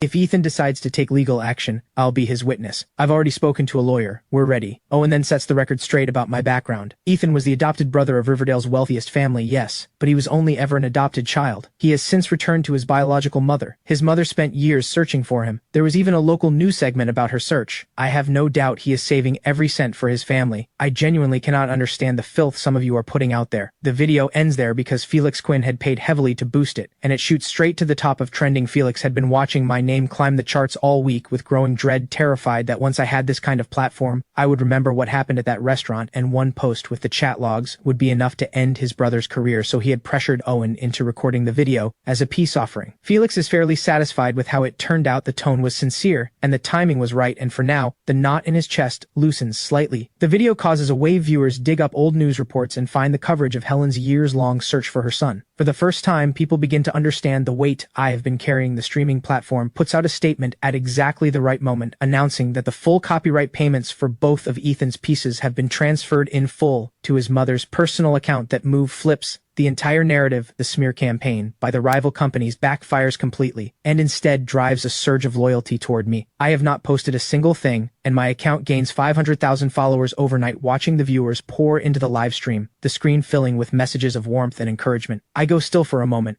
and then something warm moves through a part of me that has been cold for a long time. Thank you all for your kindness. I've seen some of you talk about raising money for me. I appreciate it more than I can say, but I can't accept it. I am capable of providing for my family on my own. A few days later, Melody's insomnia has grown significantly worse. Her sleep and waking hours are completely reversed, and her mental state is deteriorating. She floods both my number and Mr. Vale's with messages, but every single one disappears into silence, and she finds herself helplessly pulled into the past. She thinks about how I used to call her by name so warmly when we were young, how I absorbed every one of her moods without limit. She thinks about her own behavior back then, the entitled tantrums, how whenever she hit a wrong note during practice, she would throw a fit, taking it out on me, shouting and snapping at me for no reason, or simply because I played better than her, which stung her sensitive, jealous pride, and she would scream at me to get out, tell me she hated me, and never wanted to see me again, and every time, I said nothing, just met her with a smile, and by the next day acted as if nothing had happened, calling her warmly and sitting back beside her at the piano. Then the memory shifts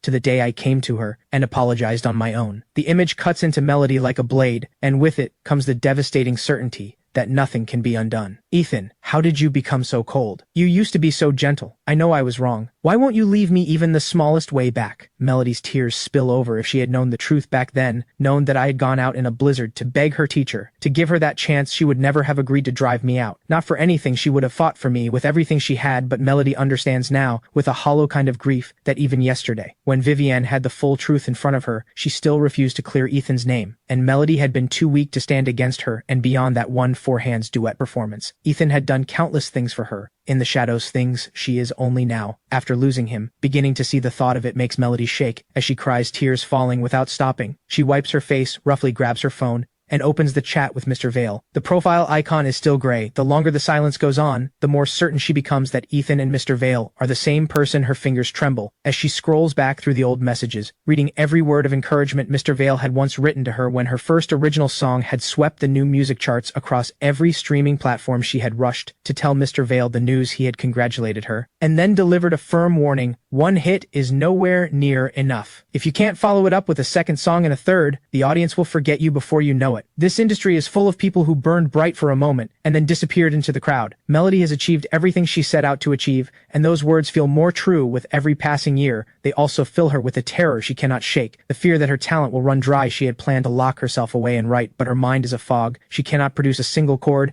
and right in the middle of that frustration, she notices a new post has appeared on Mr. Vale's profile, an automatically generated location, share, no text, just a pin dropped at a hospital. Melody knows that hospital after Vivienne brought up Ethan's malnourishment. Melody had quietly pulled up his medical records, and every single stamp on them was from that same hospital. That confirmation locks everything into place, but the elation lasts only a second before a cold fear seizes her. Why is Ethan at the hospital again? What have they found this time? Melody rushes to the hospital, heart pounding with dread. She finds her way to Dr. Reeves, Ethan's attending physician. Hello, doctor. I'm Ethan Moore's sister. Could you tell me about his condition? Dr. Reeves adjusts his glasses. You say you're his sister. Then why have you never once come with him to a follow-up? He has spent half his life in medicine and has seen every kind of person walk through his door. He has watched more goodbyes than he can count. And over the years, he has come to understand one thing clearly. For patients with terminal illness, the suffering of the mind almost always outlasts the suffering of the body. So when a diagnosis leaves no room for hope out of care for the patient's state of mind, he makes a practice of informing the family first so they can judge, based on what the patient can bear, whether and how to deliver the truth. The reason Dr. Reeves remembers Ethan so clearly is precisely because every single time he came alone. Melody catches something unspoken in his tone, and her stomach drops. Has my brother been diagnosed with something terminal? I'm sorry. That is the patient's private information. If you were truly close to him, why not ask him yourself? Why come to me? Is there anything else I can help you with? If not, please close the door on your way out. There are many patients waiting. Melody has nothing to say to that because he is right. If she had ever shown up as a sister should, why was she not there when he faced that diagnosis? Why does she now not even have the right to ask? She watches the next patient push the door open, and Melody leaves the office in a daze, even though Dr. Reeves said nothing. The dread inside her only grows heavier. The corridor is lined with patients wearing the faces of people carrying bad news, and almost every one of them has a family member sitting beside them. Those clutching their reports with trembling hands are slowly calmed by the quiet voices of the people who love them. The image hits Melody like a fist and twists. If Ethan really did receive a terminal diagnosis, how alone must he have felt, walking out of here with that paper in his hand? No, stop scaring yourself. Ethan is going to be fine. Nothing is going to happen to him. He's only 20. He's so young. Melody repeats it to herself over and over, forcing her mind away from the worst, and stumbles out of the hospital in a fog. Climbing into her car, she pulls out her phone and plays a clip, passing it to her driver in the front seat. Can you help me figure out where this is? See if you can tell which part of Riverdale this is from. The irony of it is almost too much. When Ethan lived at Moore Estate, she had been completely indifferent to his existence. And yet, the moment he was thrown out, she became consumed with tracking his every move. She has watched every episode of his livestream segment, not missing a single frame, and clipped the moments where the background hinted at his address, hoping her driver can piece together the location from the streets and buildings visible in the footage. The driver is sharp and quickly identifies the neighborhood when the doorbell rings cheerfully. Sunny bounces toward the front door, but just as she stretches up on her toes to reach the handle, her mother's strict warning flashes through her mind, and she stops herself. She drags over a small stool and climbs up and peers cautiously through the peephole. Outside stands a beautiful woman in sunglasses, and something about her face looks oddly familiar. Sunny scratches her head, but cannot quite place her outside. Melody rings the bell again. Hello? Is anyone home? She presses it twice. No answer. Melody assumes Ethan is out, or that her driver got the wrong unit. She sighs, and is about to turn and leave when the security door opens just a crack, and a delicate little face appears in the gap. Big eyes blinking up at her, Sunny's voice trembles with excitement. Are you Melody Moore, the singer? From TV? Melody turns and looks at the little girl. The resemblance around the eyes and brows is unmistakable. She blinks, then takes off her sunglasses and says gently, Hi there. Is this Ethan Moore's home? Sunny's face goes completely red the moment she hears that, like a ripe little apple. Yes, it is. Ethan is my brother and he's the best. And you're Melody Moore. Me and all my classmates are your biggest fans. We know every single one of your songs. You sing so beautifully. The moment Melody realizes this little fan is Ethan's sister, her expression softens completely like ice melting. Thank you for being such a sweet fan. Is your brother home? Could I come in for a moment? Sunny nods so fast her head is practically a blur, and grabs Melody's hand to pull her inside. She ushers her idol to the living room sofa, and the moment Melody sits down, this tiny, devoted fan kicks into full hostess mode.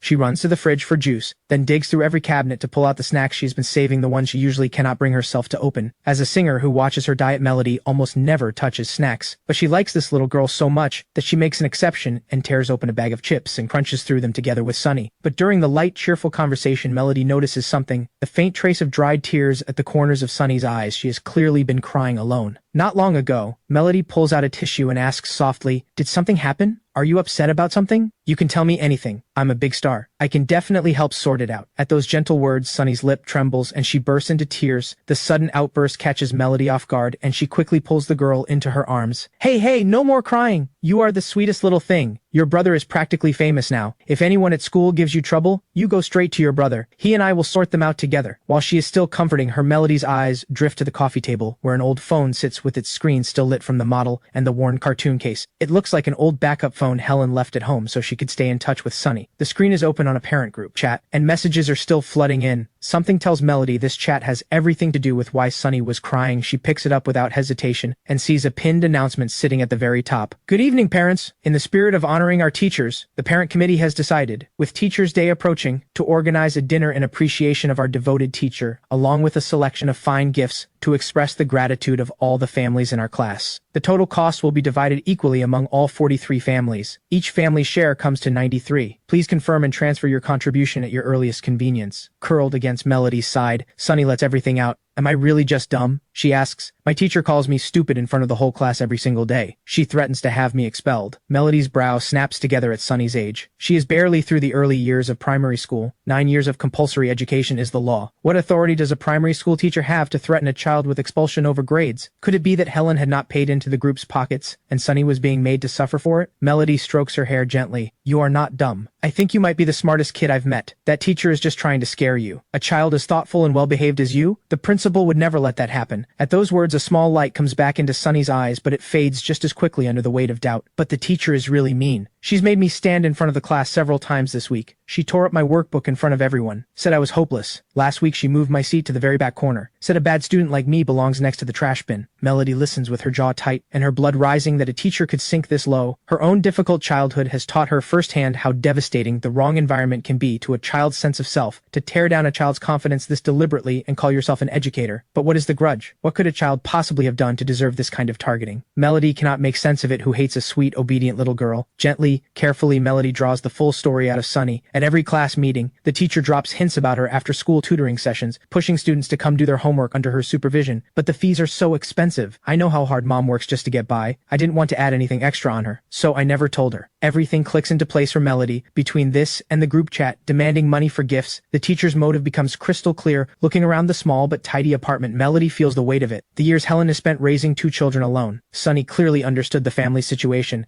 and the poverty had stolen something from her childhood, turning her old before her time. And to make it worse, the teacher's private tutoring business is an open violation of the rules, a serious breach that no one is supposed to cross. She could not openly demand money from parents, so Helen had no idea any of this was happening, and that miserable excuse for an educator had taken it all out on innocent Sunny. "Forget it. Don't be scared. I'm here. Do you know how incredible your brother is right now? He wrote 2 pieces that have taken over the entire music world. A major company paid a fortune for them. He's earning real money now. The next time a teacher treats you badly, you go straight home and tell him. You don't have to suffer in silence." Sunny has no idea what copyright money means, but the boldness of her idol's promise fills her with a warmth she hasn't felt in a while. Melody keeps scrolling through the chat and finds another entry. The homeroom teacher has assigned a bizarre homework task. Parents are supposed to film their children performing a talent. The chat is flooded with videos of kids singing and dancing in front of the camera, parents cheering them on in the background. But Sunny has not submitted anything. Melody does not need to think hard to figure out why Sunny had not wanted to bother Helen, knowing how exhausted she is after work. So she had quietly buried the assignment. "How about this? I'll record a 4-hands duet with you." Sunny's eyes geo-wide as saucers. "You'd actually make a video with me?" Melody laughs and nods firmly. Her gaze drifts to the upright piano standing in the corner, and for a moment, she goes still. The piano is polished, the keys clean and bright, completely out of place in this humble little apartment. Sunny scrambles up onto the bench. "My brother bought me this for my birthday. Isn't it pretty? I wipe it down every day." Melody walks over and sits beside her. "It's beautiful. Your brother really loves you." Sunny picks the song and props up the phone to record. Melody settles her hands and smiles. "I'll play the chords lower down and follow your lead. You take the melody. Don't be afraid of making mistakes." Sunny lifts her head with quiet confidence, and a bright, clear melody fills the room.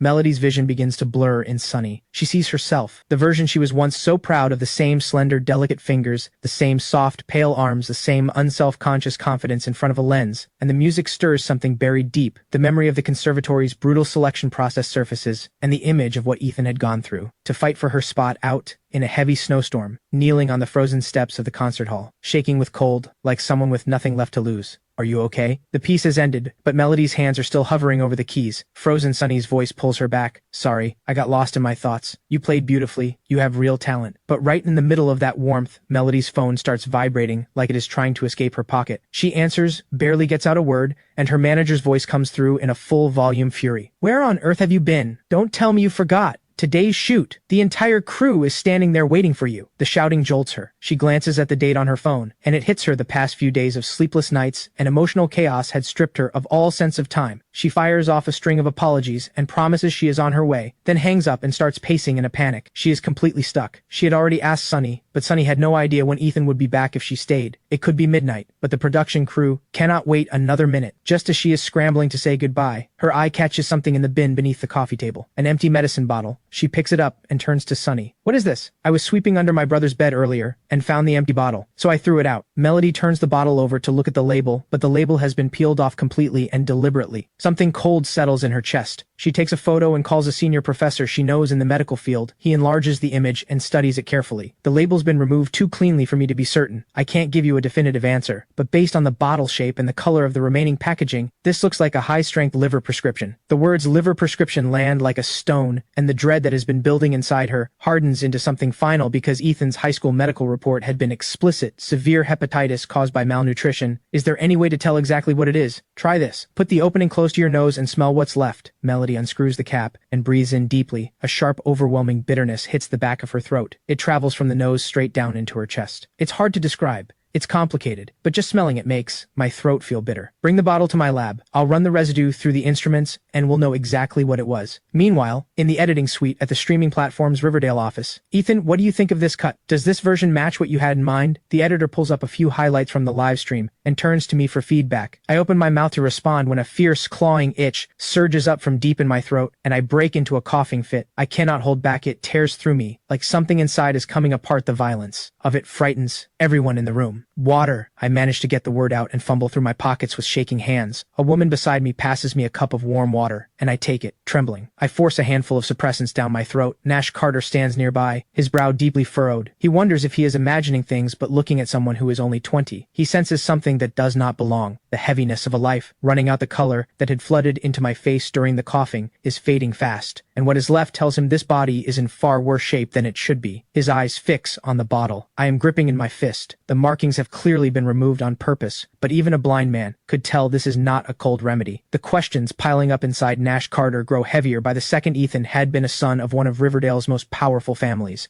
Without exaggeration, a family with that kind of wealth would have had a private medical team on retainer, regular full-body checkups, premium nutrition management. So how, at barely 20%, has his body deteriorated to this extent? Ethan, are you sure you're all right? The medication takes hold and the coughing eases. I lift my head slowly toward the woman who handed me the water and take in her face properly for the first time. She is tall, over 170, with a striking figure, and her eyes, soft and expressive, are filled with genuine concern, beautiful features, flawless makeup. She is clearly not someone who works behind the scenes. A middle-aged woman steps forward. Ethan, do you follow the singing competition circuit? Sienna here is your #1 fan. When we heard you were in the building, she insisted on coming personally. She'd love to have you perform at the finals. Whatever you name. I have barely caught my breath and my head is still not fully clear, so it takes me a beat longer than it should to connect the stunning woman in front of me with one of the biggest names in the industry. Nash Carter is gesturing frantically from the side, and I finally register just how significant this person is. Her mother is a legendary queen of the music world, and she herself is the reigning rising star. Nash Carter knows how badly I need money for treatment right now, and is doing everything he can to push this deal my way, burning a hole through me with his eyes, willing me to take the bait. Sienna Hart's vocal ability is not the pinnacle of the industry, but the money and connections behind her make her untouchable. One appearance on that stage alongside her, and the fee would be a number most people never see in a lifetime. But nobody expects what happens next. I turn them down flat. The manager's face goes dark. She had lowered herself to come here in person for someone who just arrived on the scene, and he has the nerve to shut the door in their faces. Her pride is on the floor, and her temper is not far behind. The room goes glacial with awkwardness. But Sienna Hart, for all her reputation for being difficult, does not look angry. She waves her stone-faced manager back. It was presumptuous of me to show up without an appointment. If there's ever a chance to work together down the line, I'll have my team reach out through the proper channels. I hope we get a chance to make something together someday. She has barely finished speaking when my throat gives out again, and I break into another fit. This one is not as savage as the last, but Nash Carter looks like he is about to lose his mind, because when I pull my hand away from my mouth, the tissue is stained with dark red. Ethan has coughed up blood in front of everyone. Paired with the colorless paper-white face I am wearing, Nash Carter reaches for his phone to call an ambulance, but I wipe it away like it is nothing, and tell him to put the phone down. I look up at Sienna with red-rimmed eyes. I won't play piano for you, but what if I write you a song? Everything in the room stops, a silence so complete you could hear the air move. Nash Carter's eyes look ready to fall out of his head. He cannot believe what he is hearing. The man just coughed up blood, and his first instinct is not to get into an ambulance but to sit here and write a song for a pop star on the spot. This is insane. Completely reckless. Yes, the industry respects his piano work, but pop songwriting and classical piano are entirely different worlds. He does not believe for a second that someone this young can cross over just like that, and even if by some miracle he does know how to write lyrics and melody, with the kind of industry network Sienna's mother commands, there is no producer in the world. She cannot get on the phone. Why would she settle for something dashed off in a moment? The reality arrives like a gust that knocks him sideways. Sienna had been turning to leave, but she stops, and a wide, unguarded smile breaks across her face. You'd really write something specifically for me? I nod, pale as paper, borrow a pen from someone beside me, and bear down through the searing pain deep in my liver, scrawling and sketching across the page. Sienna, watching from beside me, notices something is wrong. She sees the sweat beading across my forehead. Ethan, you don't look well. If you really can't push through this, we can always reschedule. I'm fine, give me 20 minutes. 20 minutes later, I hand the pages to Sienna. See if the style feels right to you. Sienna takes the pages and goes completely still. Nash Carter shakes his head internally. This is going to be a disaster. He supposes it is understandable. 20 minutes written through pain. What can you realistically expect? But Sienna does not move and does not speak because she is completely floored. She cannot begin to explain how someone this young could produce, in 20 minutes, a melody this carefully constructed, and lyrics this beautiful and direct. She holds back the tremor in her voice and hums the opening bars against the score, and the melody locks perfectly into the word. She realizes she has just walked into the best thing she will ever find. How I wish I could ask you again. Will you wait or will you go? On that windy day, I reached for your hand, but the rain came down so hard I lost sight of you. This is a chart-topping single without question. As Sienna keeps going, sinking deeper into the song, the shock on her face gives way to something closer to euphoria. By the time she reaches the chorus, she takes back every dismissive thought she had allowed herself. This is not just a good song. This is the kind of song that sweeps awards.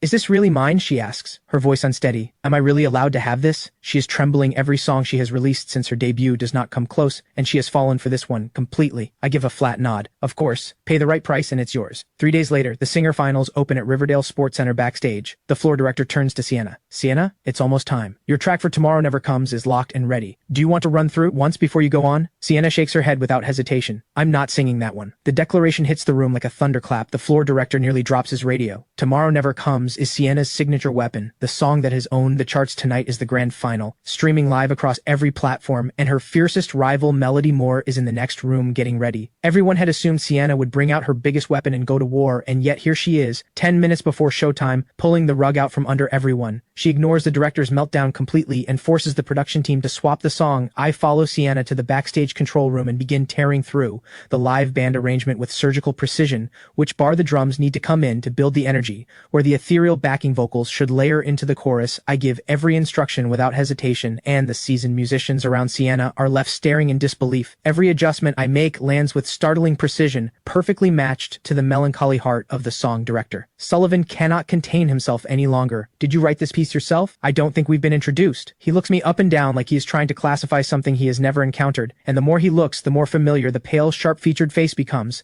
Then it clicks. Isn't this the piano prodigy who's been all over trending? Director Sullivan draws a sharp breath, his entire understanding of the world briefly rearranging itself. Not only is this kid's piano playing something beyond human, not only has he sold classical compositions for extraordinary sums, but he can write pop music too, and arrange a full live production from scratch. A complete all-rounder of this caliber comes around, maybe once in a century. So why has no one in the industry heard of him until now? Has he been hiding everything on purpose? Playing the fool all along? My throat is too raw to answer quickly, and Sienna jumps in before I can, fiercely protective. He wrote this for me. The exclusive rights are mine. Nobody else is getting it. Director Sullivan shakes his head with a look of genuine regret that one listen to the chorus was enough to make him seriously consider buying it himself. He settles for adding me on his phone and makes me promise repeatedly to come to him first with anything new. Once every last arrangement detail is locked in, Sienna walks me out herself, apparently afraid I might change my mind. Take care, Ethan. Let's settle the final payment tomorrow somewhere quiet. I'll come pick you up. I can't thank you enough. I genuinely love this song. I wave her her off without expression, letting her know I heard her, and then I unlock a shared bicycle at the curb and pedal away. Sienna watches my retreating figure wobble off on that beat-up bike, the whole absurd, oddly touching goodbye happening to be witnessed in its entirety by Melody, who has just arrived at the venue through the car window. She watches me and her greatest rival laughing together, and something squeezes painfully inside her chest, the sensation of watching something priceless be taken by someone else. The feeling is so sharp, it makes her clench her fist before the car has even fully stopped. She is out the door, storming straight towards Sienna. "You shameless! Why are you with Ethan? What exactly is going on between you two behind my back?" Sienna blinks, caught completely off guard by the ambush but faced with a direct challenge from her longest-standing rival. There is no version of Sienna Hart that backs down, and that accusatory tone, like something out of a confrontation scene, disgusts her. "What is between me and Ethan is absolutely none of your business. You're overreaching. The world doesn't revolve around you." A stinging ache rushes straight to Melody's nose, like watching someone snatch away the toy she loved most as a child, while the thief stands there laughing and telling her it was never hers to begin with. Melody lifts her chin and plants her flag. "I am his sister, legitimately." Sienna Hart goes still for a beat, her mind racing through everything she knows, until it lands Melody had mentioned in an interview once having a useless brother, and with everything that had come out online recently about Ethan's background, the family that threw him out, that family is more estate. Once Sienna has pieced it all together, a wave of righteous anger rises in her on Ethan's behalf. Someone this extraordinary, this loyal, 20 years under the same roof and family, turns on him just like that, thrown out like he meant nothing. What is wrong with the people in your family? I remember talking to you at a red carpet event about your so-called brother. You said even mentioning him was an embarrassment to you, called him beneath you, a nobody. You couldn't distance yourself fast enough. You never once acknowledged him publicly, and then you had him removed from the family, even had his name erased from the records. And now you want to stand here and play the devoted sister. Where was the sister energy before? Don't perform for me. He's free now. He has nothing to do with you. The barrage leaves Melody with nothing to say, her defiance collapsing like air leaking from a punctured ball, because every single word Sienna said is true, and every word cuts. She had been blinded by her own assumptions, her prejudice so deep she had never seen any of it. Not a single thing Ethan had done for her, not one. She had written him off as a burden, and never once mentioned his existence in public. There are barely any people in the industry who even know Melody Moore has a brother. The weight of everything she has done floods back, and her eyes burn red. She straightens her neck, clinging to the last scrap of pride she has. "Whatever you say, he is my brother, in his bones, and I will do whatever it takes to make it right and bring him back." Sienna watches Melody on the edge of tears, the first time in all their years of rivalry she has ever seen this woman's eyes go red, and for a moment, she almost feels sorry for her. She does not have the energy to keep pouring salt into the wound. They stand in a silence that stretches for nearly 20 seconds. Melody draws in a long breath and steadies herself then, as if bracing for something she has been afraid to face. She asks the question that has been circling in her mind. "Was Ethan here to play piano for you?" Sienna lets a slow smile curl at the corner of her mouth. "Wrong guess. He wrote me a song." The finals begin not long after, with a full press presence and cameras trained on every corner of the stage. Melody's eyes are fixed on the stage. The first performer to take the stage is Sienna Hart's soft lights shift and pulse across the stage, and her voice fills the venue with something warm and searching. "How I wish I could ask you one more time. Would you choose to stay, or would you go? On the day the wind picked up, I tried to reach for your hand, but the rain came down so hard, it blurred everything in front of me, and I couldn't see you anymore." Something shifts in the faces of the audience and the performers waiting backstage, and as the song builds toward its peak, when Sienna reaches the climax, several of the waiting performers rise to their feet. When the last note finally fades, the entire venue erupts, the audience rising as one, clapping, cheering. "That song is incredible. The lyrics, they're just beautiful. Sienna, always and forever." A masterful song delivered with a performance to match the crowd is electric. More than a few people sitting in those seats feel it. This is not just a standout song. The lyrics read like poetry. Even the critics, who make a living finding fault, struggle to find anything to say against it, because the song is simply that exceptional. Never mind that Sienna commanded the stage flawlessly. Even if she had stumbled somewhere in the middle, the song itself would have held the stage up. They really shouldn't have let her go first. After a performance like that, who can honestly be moved by what comes next? Nobody notices that in a corner of the venue, Melody's eyes have gone red again, listening to this song that has moved an entire arena. She knows with absolute certainty that Mr. Vale is Ethan, because only he could have written something like this, and the feeling it stirs inside her is something she cannot put into words. Every achievement she wears carries his shadow in it somewhere. All those songs she sang, that he had written, every one of them a chart topper, and all that time he had stayed behind the curtain, giving every last bit of the light to her. The thought is too much, and her tears fall like beads from a broken string. If she hadn't lost the one who had always been beside her, the one who loved her without condition, every word of praise raining down on Sienna tonight.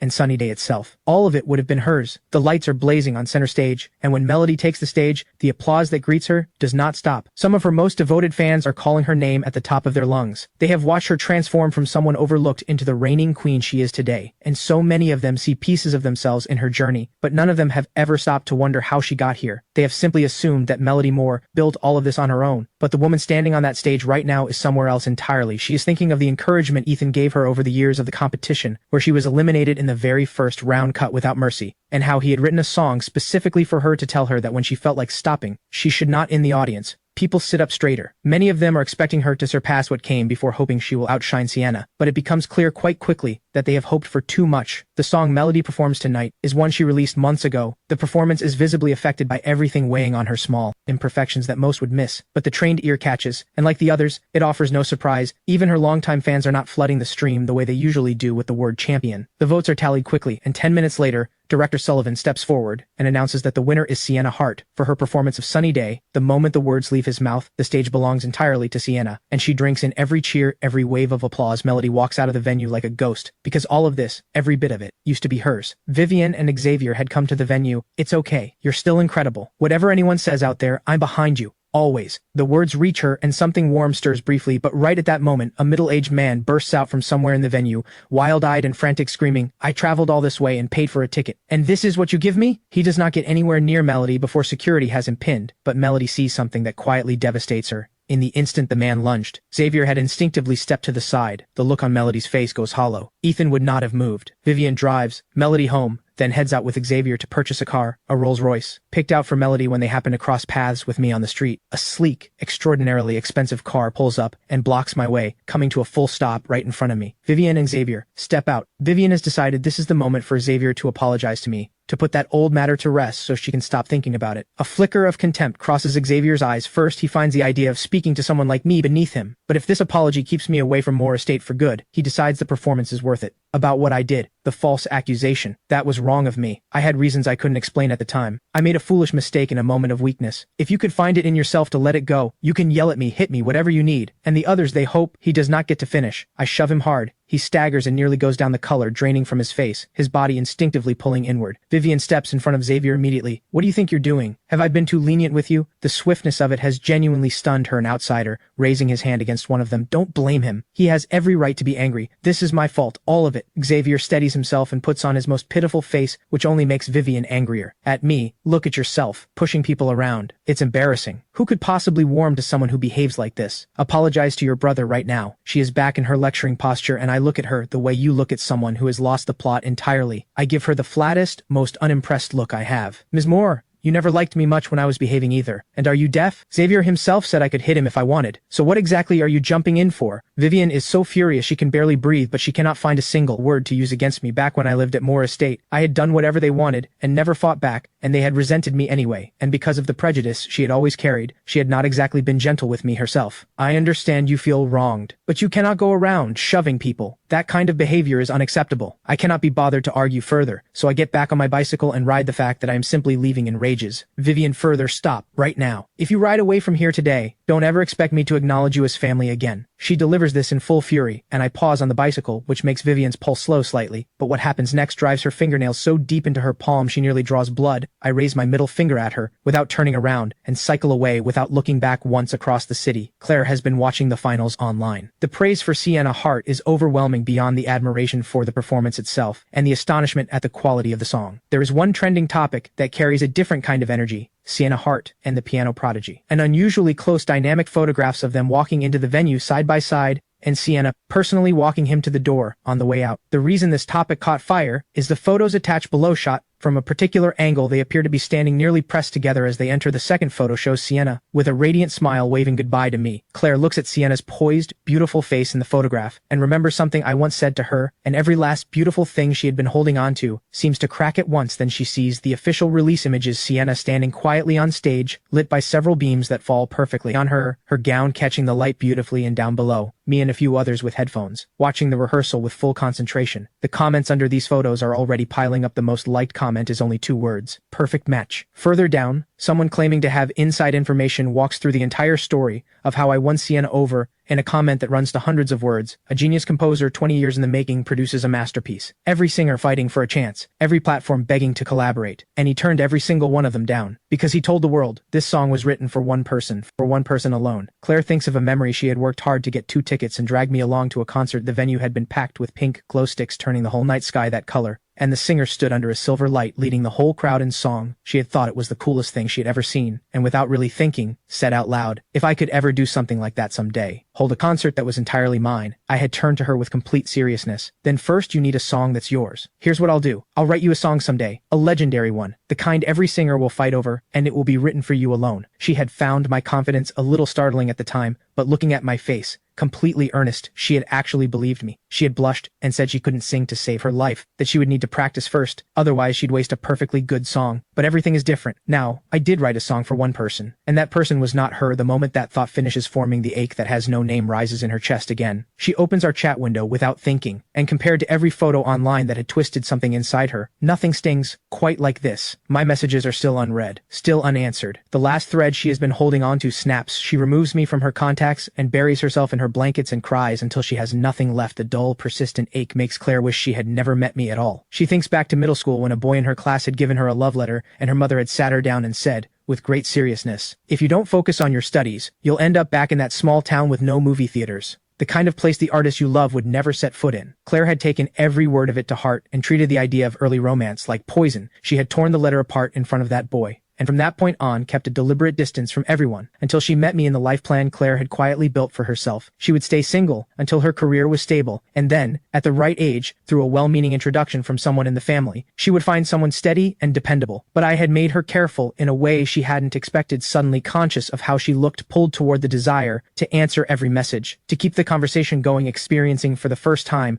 the anxious, consuming fear of losing something. Even now, even in this moment, Claire can still feel how beautiful it was, like standing in the middle of spring, pink and white petals drifting past the window and settling somewhere inside. But my sudden coldness, the way I left without a word, turned all of that beauty into something that burns. Why? The tears come again, sliding down without her permission, and somewhere deep in her chest, a faint thread of something like anger surfaces. Why give her something this good and then destroy it so completely without warning? The next day I meet Sienna Hart at a coffee shop to discuss the final terms for Sunny Day. Ethan, I do want the full buyout genuinely, but I think you already know that signing it this way means leaving a lot of money on the table. 2 or 3 years of royalties alone could far exceed what you'd get from a one-time buyout. She wants to keep working together, and before they put pen to paper she has laid out the full picture. Honestly, I shake my head gently. 2 years, 3 years, it's all too long for me. I can't wait that long. Sienna goes, still can't wait. As far as she knows, even after being pushed out of Moore Estate, I had just sold 2 piano compositions I was sitting on over $4 million, so why couldn't I wait 2 or 3 years? Was the need for money really that urgent? Let's just sign. This is my decision. And right at that moment, I catch sight of the person I most want to see and most dread. Seeing Claire's face is pale, and something sharp and sudden drives straight through my chest. She speaks with the owner of the coffee shop for a moment and then puts on a staff apron. I cannot hold myself back. I have never once seen Claire take on a part-time job, and I go to her immediately, keeping my voice low. Is something wrong? Are you in some kind of trouble?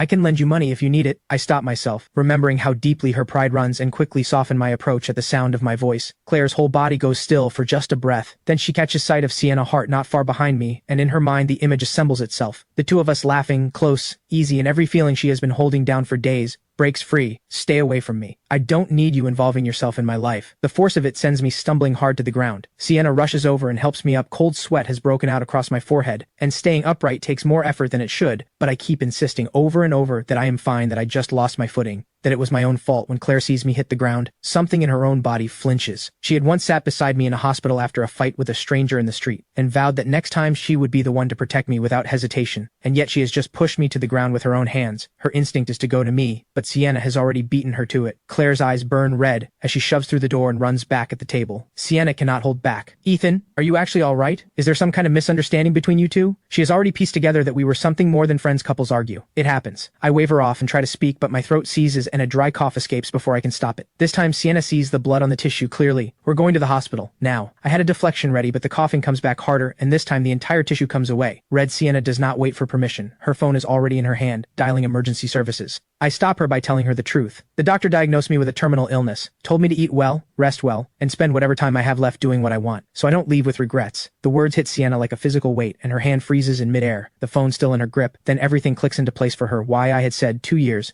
3 years. I can't wait. And thinking back on everything that has happened to me, thrown out of the only home I had known for 20 years, and then handed this by fate on top of it all, she wants to say something, anything, even if it changes nothing but something else surfaces in her mind. That girl just now, was she angry because of you? If so, you should go explain things to her. I shake my head slowly. It's my fault. I hurt her. After I got the diagnosis, I ended things. I was the one who brought it up. A long silence follows. She understands the reasoning but cannot fully agree with it, choosing to end a relationship because you have less than a year left, so that the other person can live their life freely. Most people would understand that, but she had watched Claire's reaction just now, and it was unmistakably clear that Claire knows nothing about the illness, which means I had kept it from her deliberately. Why would you hide it from her? What was the reason? In the beginning, when we first started spending time together, I could sense something guarded in her. Hard to name. Over time, as she opened up more, she shared things she'd buried for a long time. Because of something that happened in her family. She had hurt herself once, and there was a time I was in hospital after an injury, and she held my hand and told me, if you die, I won't keep living either. I know people say things like that and don't always mean them literally, but I have a feeling about her that I can't shake. This cafe, it's not one of yours, is it? I'm asking you to quietly keep an eye on her for me, and find out why she suddenly took a job here. One more thing, I need you to keep my condition completely confidential. That's why I told you everything.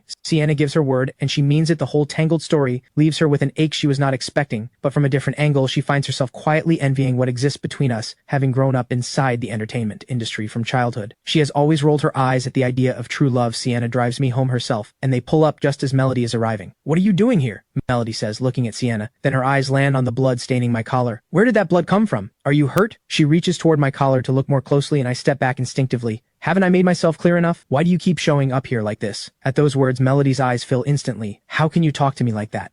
Ethan, I genuinely care about your health. Well, isn't that something? What exactly is this kind of care worth, this late? I collapsed so many times under that roof. No one came, and I survived just fine on my own, didn't I? Every word lands with a barb, and Melody feels each one like a sharp pain spreading through her chest. Because it is true, she had never once genuinely checked on me. All those times I had gone alone for checkups she is only finding out about. Let me take you for a full checkup right now. Even Sienna, standing nearby, cannot watch this without feeling something from the few cold, clipped exchanges she has witnessed. She can tell that Ethan's years at Moore Estate were probably spent living like a servant, and quite possibly worse than one, because if a member of the household staff had collapsed, even the Moore sisters would have offered some passing concern, but they had never once paid attention to Ethan's health. If they had arranged a thorough checkup even a few years earlier, his condition might never have reached this point. He might have been like any other young person living out a full and healthy life, but it is too late for any of that. His countdown has less than a year left on it, and only now, at this point, do they think to care. What good does any of it do? There was a time when hearing these words, feeling this concern would have made me curl up under a blanket and smile for days, but now everything is too late. I pull my hand away from Melody's grip with a sharp jerk. Get away from me. How can you speak to me so coldly? I'm begging you. Please, just come with me to the hospital. She has not finished speaking when I collapse without warning. The sudden fall sends Melody into a panic. She freezes completely at a loss. What are you standing there for? Get him into the car. Hospital. Now. Sienna's anger on my behalf is genuine. Someone this good saddled with sisters, this cold and indifferent on the way to the hospital. Melody's thoughts are in complete chaos, and whenever she has been faced with sudden panic like this, her instinct has always been to turn to Vivienne. First, she fumbles for her phone and dials Vivienne. Vivienne speaks first. I was just about to call you. Where have you been? Get back here. Xavier says he needs to talk to you about something. Melody's voice breaks as she speaks. I went to find Ethan. Why would you go all that way for that ungrateful wretch? I have told you countless times, stay away from him. Do you know he shoved Xavier yesterday? Stay away from someone like that. It's not safe. Her tone softens slightly as she continues. Melody, are you crying? Come home and tell me everything. I'll sort it out for you. Ethan was fine one moment, and then he just collapsed. He's burning up. It's terrifying. I'm taking him to the hospital right now. If they find something serious, I'm genuinely terrified right now. Terrified that I might not even get the chance to make things right. There is a noticeable pause on Vivienne's end. As the words settle and her voice softens a fraction more. Stop catastrophizing. He's young. It's probably nothing serious. Skip too many meals. Low blood sugar. At worst, that old hepatitis has flared up a little. A few days in hospital with a drip and he'll be fine. And even if, worst case scenario, something does come up, what does that have to do with our family? Stop spiraling on your own. The car pulls up at the hospital and Melody hangs up. The doctor who examined me comes out to meet her. You're the family member? Once he wakes up, you can take him home to rest. A burst of relief floods through Melody at those words. So there's nothing seriously wrong with him? The doctor gives her an odd look. Something about this family member strikes him as strange. Has your brother never mentioned his condition to you? He was just here last week for a follow-up. I've reviewed his latest results thoroughly. There is no need for further hospitalization. No further tests are necessary. Just take him home and make sure he stays in good spirits. It may help slow the progression, even if only slightly. With every word the doctor speaks, Melody feels as though a hand is closing around her throat. Her legs give out beneath her, and she sinks onto the bed. This is the most authoritative hospital in the country. And even here, the verdict is that nothing more can be done. Then where in this entire world is there left to turn? All Melody can feel is a despair so complete it has no bottom. Then a detail surfaces, something Vivienne had mentioned casually over a meal said in passing the day Vivienne called to tell Ethan the truth about his birth and coldly ordered him to leave immediately, was the same day he had walked out of this hospital with his terminal diagnosis. The timeline fits together perfectly, which means in the moment Ethan found out he was dying a thunderbolt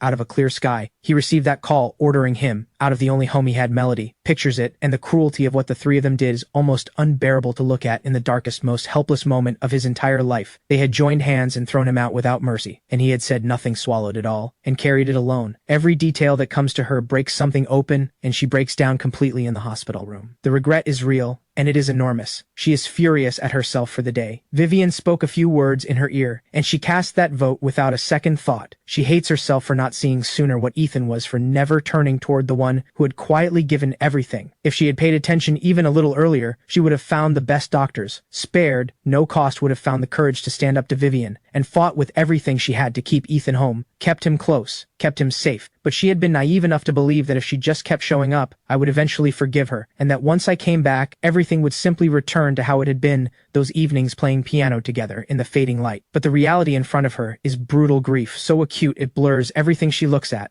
and her mind unravels into fragments, images cycling through like a lantern spinning in the dark. She remembers holding my hand, looking up at the stars together in the summer breeze. She remembers the times I had stepped in front of her without thinking of myself. Everything she has built, every achievement she wears, was built on Ethan's willingness to stay hidden, to let the applause and the glory pass over him in the dark, and give every chance to shine to her instead. Song after song going viral. She had made it to the biggest music award stage she had ever dreamed of. And after her speech, the press had swarmed around her. One sharp entertainment outlet had asked what had driven her to where she stood today, and who was the person she most wanted to thank. She had thanked many people with grace and composure, and from the stage she had spotted me standing in the crowd, and seeing how plainly and poorly I was dressed, she had felt embarrassed to be associated with me, so she had not mentioned me. Once the sharp-eyed outlet noticed and pressed her, "There are rumors online that you have a brother who grew up with you, who has been quietly sitting beside you at the piano since you were both very young. Do you have nothing to say to him on a night like this?" But Melody had believed, completely and without question, that everything she had achieved had nothing to do with me, and so she had answered with two words, flat and dismissive, "No one." But I, standing in that crowd, had not looked hurt. I had been smiling for her, genuinely, unreservedly, because she was being praised by so many people. "Ethan, this time let it be my turn. Let me spend whatever is left fighting for you." Her voice has gone rough from crying. She sees a missed call from Vivienne and calls back before Vivienne can say a word. Melody speaks first, without hesitation. "I've completely changed my mind. I'm bringing Ethan home." Vivienne erupts. "What are you talking about? Have I not explained this to you clearly enough? Your real brother was shoved by him just yesterday, and now you want to bring him back? What do you think that does to Xavier?" Melody's voice comes back sharp and loud. "Isn't Ethan the brother I watched grow up? If you are forcing me to choose between the two of them, I choose Ethan without hesitation. And Xavier getting shoved, didn't he bring that on himself? If he can't accept that, then he can pack his things and leave." Vivienne completely loses it on the other end. "Have you lost your mind? Listen to yourself. Everyone in the city knows we've reunited with our real brother, and now you want to push him out? What do you think people will say about the Moore family?" But through the phone comes Melody's voice, broken and desperate. "Ethan has an incurable illness. The doctor said he has less than a year left. On the very day he received that diagnosis, when he was at his lowest, we threw him out." The words reach Vivienne and the line goes completely silent. Melody holds her breath, hoping that guilt alone will be enough to make Vivienne say yes, but what she hears instead is something she could not have prepared for. "Transfer some money to his account. Consider it financial compensation from the Moore family. No one asks to get sick, but his illness has nothing to do with us. What's done is done. Having him come back to Moore Estate now, do you honestly think that is the rational, right thing to do?" The calculation in Vivienne's mind is precise. If she gives in and lets me move back Xavier, who never fails to cause trouble, will tear the house apart, and the household will descend into chaos again. She steadies herself with this reasoning and softens her tone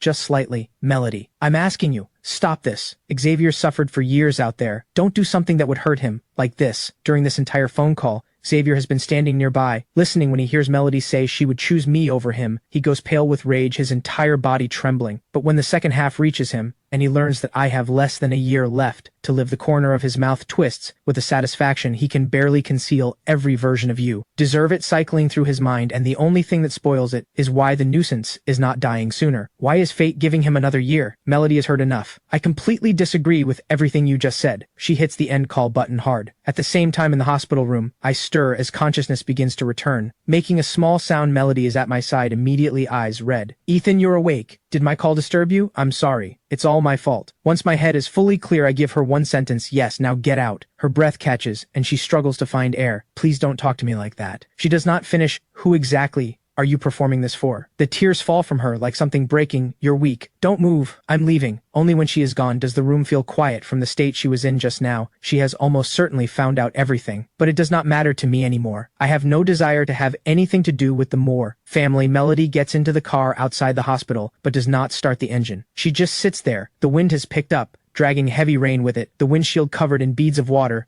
and listening to the rain, her grief deepens. She thinks of other rainy days, the ones where I had sat beside her all day at the piano. As long as my music was playing, she had never felt alone. And now that sound is growing further away. Melody picks up her phone through her tears and searches for my name online. The first thing that appears stops her cold. A post from the woman who falsely accused me, claiming I am dangerous. Melody clicks immediately, and it is exactly what she feared. The same woman who had fabricated the accusation against me, for reasons unknown, has revised the original false account and posted it again, claiming her previous apology had been made under pressure, and that she is now choosing to speak her truth. She has even pinned a comment to the top: if I stay silent today, and the same thing happens to someone else tomorrow, there will be no one left to speak up. Although the original incident was over a year ago, the current online attention surrounding Ethan has given the post traction, and the comments are already multiplying with reactions split in every direction. Bystanders tend to default to the side of whoever appears more vulnerable, and even without a shred of evidence, there are already voices piling on against me. Melody's fist closes tight. The last time something like this happened to Ethan, she had not stepped in, had not even checked on him, and he had carried the weight of it alone this time. Even if it is only to ease her own guilt, even if it is just to give herself some small measure of peace, she will see it through to the end. With that, she dials her lawyer. There is something I need you to handle. The woman who made false accusations against Ethan before, she has started again. I've sent you the link. On the other end, the lawyer pulls it up. I'll contact her now and have the post taken down. But Melody stops him immediately. No, we gave her a chance before. This time I want to press charges.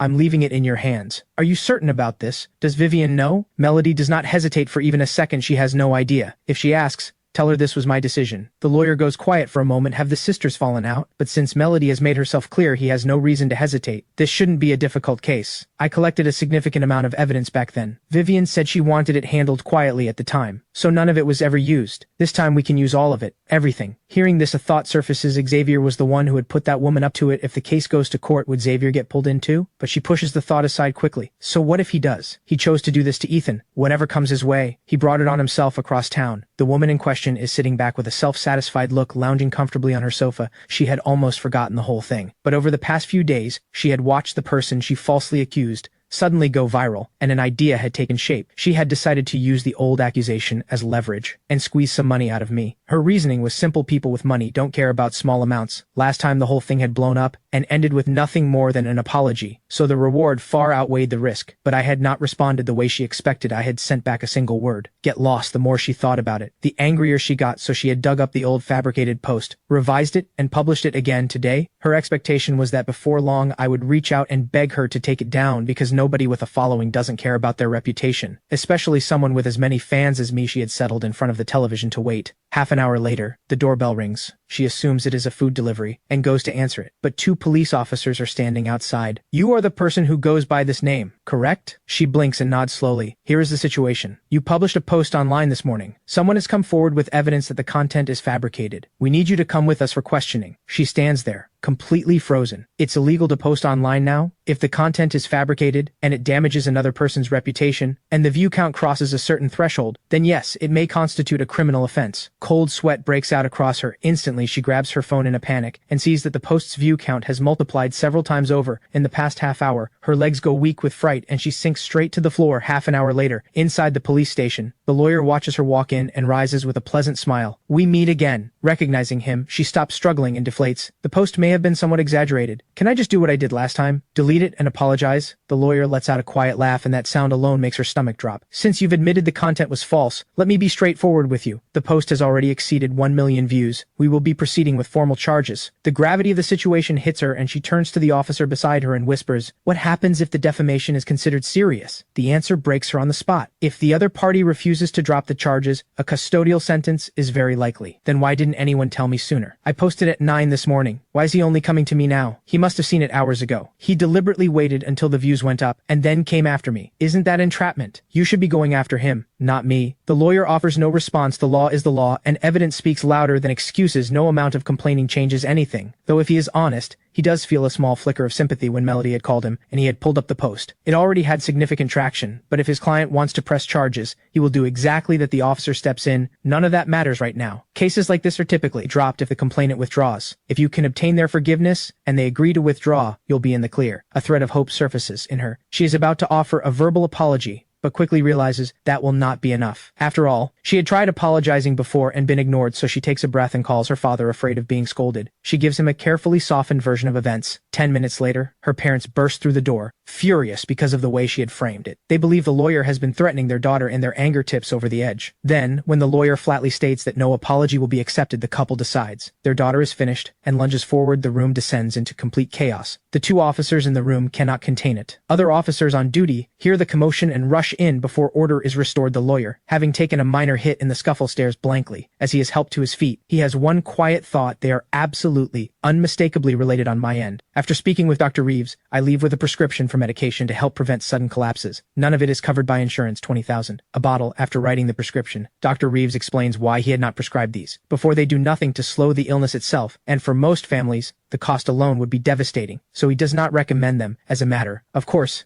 I ask a follow-up question. If money were no object, what options would there be? Dr. Reeves actually has an answer: injections, running into the millions per dose, a cutting-edge cellular therapy team working from a fully customized treatment protocol with daily costs calculated in the millions and the odds of success vanishingly small. At best, it offers the very wealthy one final sliver of psychological comfort. In the end, Dr. Reeves tells me quietly to take in the world and live well. I thank him and walk out of the hospital. The sound of rain follows me, my feet finding puddles in the uneven pavement, and a tiredness settles over me. Unlike anything I have felt before, something that has been pulled taut inside me for a long time finally snaps, and the exhaustion floods in. I had thought I had made peace with it, but standing here, I realize I have let go of nothing. Sunny still plays hopscotch in front of me, still burrows into my arms and calls me her brother. Helen cries whenever she notices I am not. Well, I have only just found a real home and learned what it feels like to want things. I have found someone I love completely, and all of it could be taken from me at any moment. Mom, I don't want to die like this. I crouch down on the wet ground and fall apart. The grief that has been buried at the very bottom of me rises past every barrier I built and spreads when it passes. I pick up my umbrella, stand up, and keep walking toward home. At the intersection, a traffic officer is still directing the flow of cars. No matter how completely a person falls apart, the city keeps moving. Meanwhile, at Moore Estate, a single offhand comment from Xavier about wanting something different to eat has sent Butler Hayes scrambling to redo the entire menu. He rushes to have the kitchen draft a new one from scratch, sourcing different ingredients, then coordinating with 2 more household staff to fulfill Xavier's additional request, switching the entire table setting from Chinese to Western style. Hours of work from everyone involved, and the meal is finally on the table just in time. Xavier surveys the perfectly prepared beef in front of him and gives a satisfied nod. More than the quality of the food itself, it is the feeling of being waited on like this that he savors most. He opens a bottle of champagne, pours himself a glass. To you, Vivienne. Xavier lifts his glass and turns his smile toward Melody across the table, but his hand is trembling slightly as he holds it up. Melody acts as though she heard nothing, cutting her steak in a daze. Vivienne gives a quiet cough beside her. Melody, Xavier is speaking to you. Melody finally speaks. Other than having that woman make false accusations against Ethan, is there anything else you did to hurt him? Xavier's face freezes and his voice takes on a faint, aggrieved thickness. Why would you say something like that to me? What I did before was wrong, I admit that, but that was the only time. If you don't believe me, I'll go to the station right now and prove it. Melody listens and responds with a cold smile. Then go ahead, call them. Vivienne slaps the table. Enough. Stop this. Calling the police to investigate. Do you want to destroy what's left of this family's reputation? The Moore sisters forcing their own brother to prove his innocence to the police. If that gets out, we will never hear the end of it. Melody almost laughs. Wasn't Ethan her brother too? Hadn't Vivienne forced him to prove himself back then? But Vivienne's priority has always been the Moore name, and she would never in 1,000 years allow police to come investigate her own household, so Xavier had known that when he made his offer, and had the audacity to say it anyway. Seeing Melody go quiet, and Vivienne siding with him, Xavier finds his footing. I know you don't like me, Melody, but I really want you and Vivienne to get along. Please stop fighting because of me. If you two can just be at peace with each other, I'll move out right now. I mean it. By the time he finishes, Xavier has moved himself, his eyes faintly reddening at the edges, which only makes Vivienne more convinced that Melody is being completely unreasonable. I know you feel guilty about Ethan's illness, but no one wanted this to happen, and it has nothing to do with us. I'll say something you won't want to hear. The decision to make Ethan leave, wasn't that something we all agreed to? At those words, something in Melody's chest stings like a needle going in. Yes, she thinks quietly of who she was back then. Why had she been so weak? Why couldn't she stand by what she believed? She had become one of the people who drove me out. Vivienne keeps pressing, let it go, Melody. Look at us right now. A family, sharing a meal together. What could be better than this? Why bring up someone who has already left and ruin it for everyone? Melody's smile is hollow and bitter. How is she supposed to let go? Ethan had given his entire life to her once again. She does not do as Vivienne says. I am going to bring Ethan back. I want him to come home. And if Xavier has done anything else to hurt him, I will find out every single thing. But right at that moment, a member of the household staff approaches Xavier and murmurs something in his ear. Xavier's expression twists violently. He flings his arm out, sending everything on the table in front of him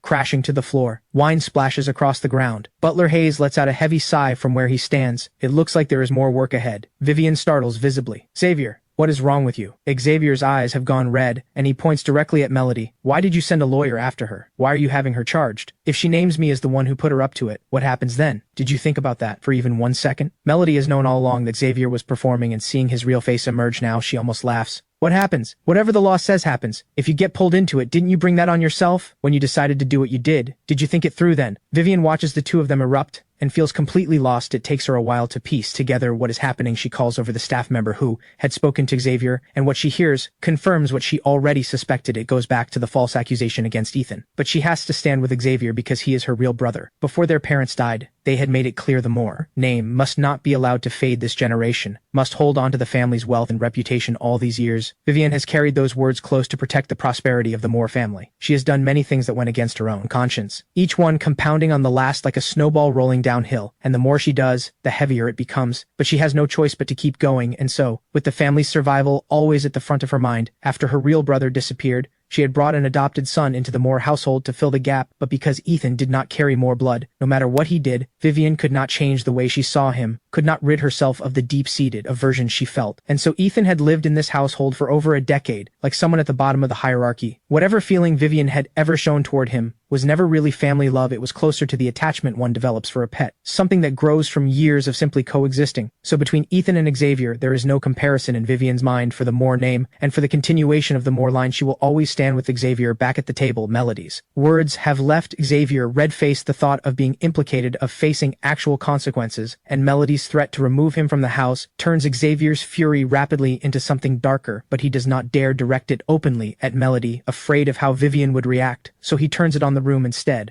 grabbing and smashing things around him, pouring his rage into anything within reach. Butler Hayes watches from the side, his face creased with deep worry. The scented candles. There should be more in storage. That expensive coffee maker. That model is going to be very hard to replace. The hand-stitched silk tablecloth. 2 days for a custom order, and that porcelain vase. Wait. Butler Hayes is just about to speak up when Xavier has already lifted it above his head, the most prominent piece in the entire dining room, and brings it down with full force. A sharp crack and shards scatter across the floor. Butler Hayes closes his eyes for a moment and thinks, that is very bad. He is still deciding whether to step in when Melody surges forward and delivers a hard slap. The stinging heat across his face is the moment Xavier realizes what has just happened. Then he sees her arm draw back again, and he flinches, clutching his face and putting on a pitiful expression. Vivienne steps in immediately and shoves Melody back, pulling Xavier behind her. Apologize to your brother. The force of it sends Melody stumbling 2 steps back. Whether it is watching the vase be smashed without a second thought, or having her own sister shove her, all of it crashes down on Melody at once, and she breaks down completely, sobbing. That was a gift from Mr. Vale.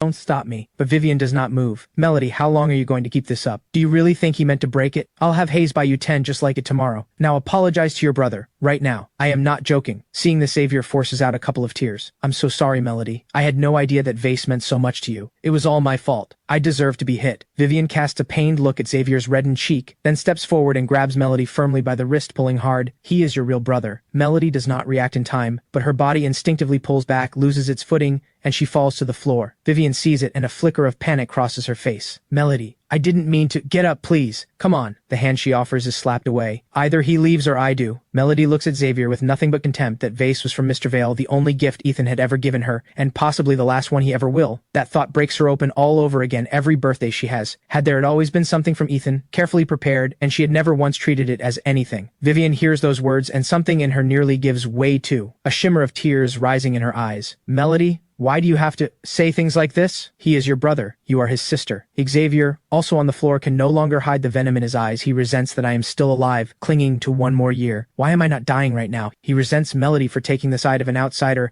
and threatening to take back the life he fought so hard to claim. The hatred makes his teeth tremble in this moment. He wants both of them gone. Melody, please. I won't make you apologize. Can't we just live as a family in peace? Why does it always come to this? Stop fighting over Ethan. Whatever else you want to say, this family raised him. 20 full years. Have we truly wronged him that badly? Vivienne presses a hand to her forehead, a headache closing in, and right at that moment Xavier pours more fuel onto it. It's all my fault, Vivienne. Every single thing, all my fault. Melody has every right to be angry at me. Since Melody clearly can't stand having me here, I'll leave right now. I'll go to the station and answer for what I did. Melody pulls out her phone without hesitation. Keep going. Don't stop on my account. I'll have my lawyer come draw up the paperwork first, to get your registration removed from this household. Then I'll walk you to the station myself. I'd love to see exactly how you plan to make amends. Vivienne sees it clearly now. This household can only hold one of them, and the realization undoes something in her. Tears rise in her eyes. Melody, why are you pushing it this far? Do you not care at all about what this does to the Moore name? Melody's voice breaks as she answers, then just kick me out, Vivienne. The same way you kicked out Ethan. On my end, I have boarded a bus and taken a window seat staring out at the sky, mind drifting after what Dr. Reeves told me. I have one more reason. To earn money, even if the treatment option is a long shot. Having more money in hand is always better than not. The 2 piano compositions brought in $4 million. The 2 songs sold to Sienna brought in $3 million more. That should be enough to move the family somewhere better. And I found out last night that Sunny's teacher has been conducting herself in ways that violate every basic standard, targeting Sunny at every turn. So I plan to sit down with Helen soon and get Sunny transferred to a better school. As for the teacher running that illegal tutoring operation, once Sunny is safely settled somewhere new, I will find a lawyer and give that teacher a surprise she did not plan for. After all of that, the millions will probably be mostly gone. So I send Sienna a message. Are you free? Let me take you to eat. I wrote a few songs while I was in the hospital. I'd like to show you and see if any of them work for you. Sienna's reply comes quickly. Just a string of question marks followed by several rounds of checking whether I am serious. Once I confirm that I mean it, she agrees without any further hesitation. I put the phone away, and a heavy tiredness settles over me. Dr. Reeves had mentioned this enormous side effect of the new medication. A short rest is all it takes, so I drift into that halfway place between sleep and waking. A few stops pass, and the bus fills with more passengers. I am jolted awake by a sharp voice. Young man, these seats are reserved for the elderly, disabled, and pregnant. A middle-aged woman has looked around and apparently decided I am the easiest target. She walks straight over to me. I have ridden buses long enough to have met plenty of people like this, some far worse, the kind who say,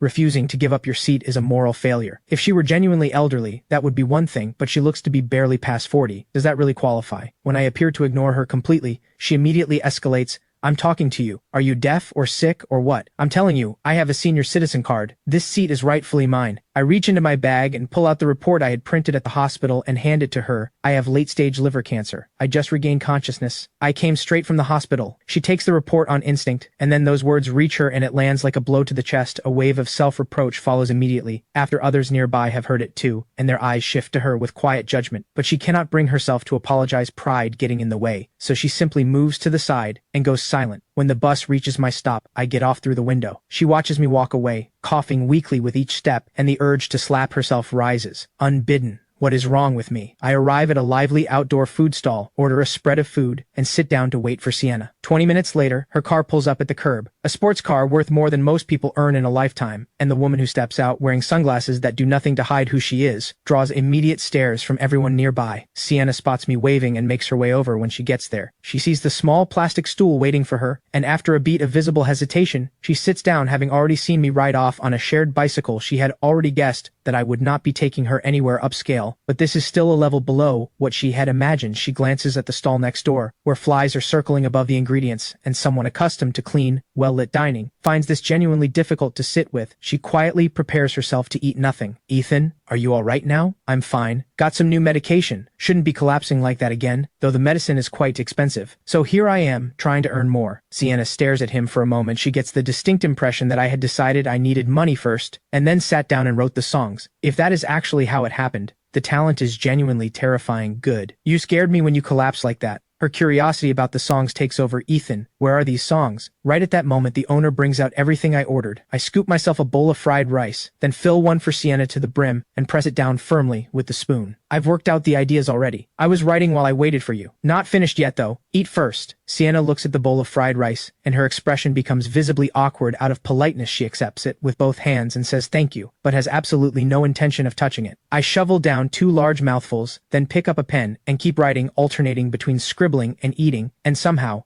watching me, Sienna realizes she is actually hungry. She surveys the spread on the table, and after considerable deliberation, reaches for a skewer of stinky tofu. The moment she bites through the scalding outside, her eyes go wide purely in terms of flavor. This is actually not bad. She sets down the skewer and reaches for the fish balls I had been eating. One goes in, and her eyes light up. This is genuinely delicious. And right at that moment, I hand over the third finished song. Sienna sets down the grilled wing she had just picked up and takes the pages with both hands. Reading carefully, looking at all 3 pieces, Sienna becomes more convinced than ever that Ethan must be the mysterious Mr. Vale who had been writing for Melody all along. The thought brings back the memory of the first time she had met Melody. She had been seated beside her and spoken with poorly concealed pride. I know both of the top songwriters in the industry. Both of them. And they've both agreed to write for me. Melody had looked genuinely envious because these were legendary figures in the songwriting world. Money alone could not buy a collaboration with them. But right at that moment, Melody's phone had given a quiet buzz, and she had broken into a radiant smile. I know Mr. Vale. Back at Moore Estate, Butler Hayes waves the other staff away, and they visibly exhale with relief, grateful eyes following him as they hurry out of the storm. Butler Hayes has watched Vivienne grow up from childhood and considers himself someone who knows her well. In his view, ever since Vivienne took over the Moore household from the previous generation, the hardest thing she has had to do, the thing that has cost her the most, has probably been restraining herself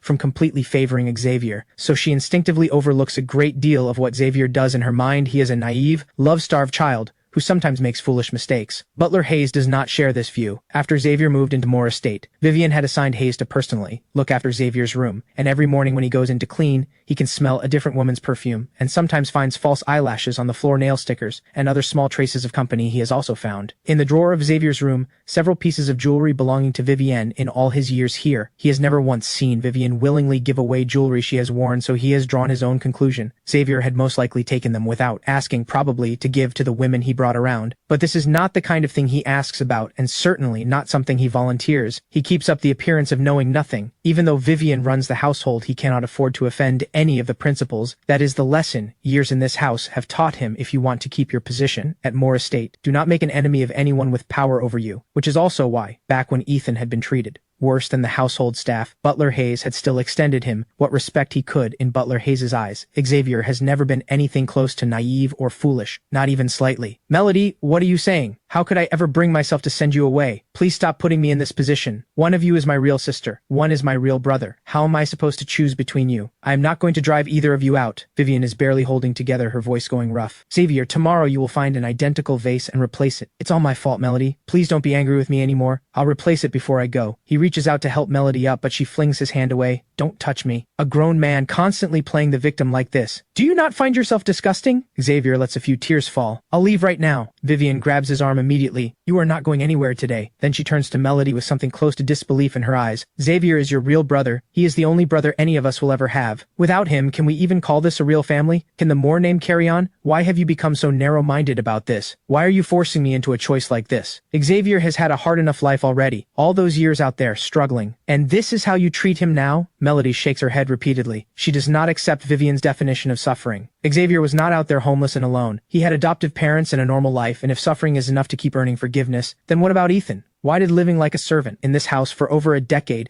still end with Vivienne being the one to throw him out? And precisely because Vivienne keeps evading the question, Melody has already found her answer. She turns and walks away. Vivienne's voice cracks. Melody, come back right now! But she does not run after her. The way she had grabbed Xavier does not reach out to stop her, and yet Melody does stop. She turns and walks directly towards Xavier, and a sharp crack fills the room. Xavier's ears ring, and the other cheek flushes red in front of everyone's eyes. Watch your mouth from now on. As she turns to leave, the corner of her eye catches Xavier's mouth curving lips, moving without any sound coming out, but the shape of it makes it perfectly clear he is mouthing something vile, so Melody turns back and delivers another one. Good thing your face is tough enough, otherwise my hand would be hurting. With that, she walks out of the dining room without looking back. Vivienne snaps back to herself. Melody, get back here! But nothing comes back through the door. Xavier, both cheeks now swelling, feels humiliation, pain, and hatred rising together in one overwhelming wave. His back teeth are clenched so hard they might crack, his eyes fixed on the direction she left. Only now does Butler Hayes venture to speak. Let me go check on her. He has no interest in letting this escalate further, and going out to speak with Melody now is the most likely way to bring her back. Right at that moment, Xavier speaks up through tears. Vivienne, he manages between sobs. Let me go with Hayes to find her. Once she's back, I'll rent a place outside. When she's ready to forgive me, I'll come back and apologize properly. Vivienne's voice is unsteady when she answers. No one is to go after her for the next 2 days. She cannot keep being indulged like this. Don't worry. When your second sister comes back, I'll explain everything to her. Melody won't hold out for long.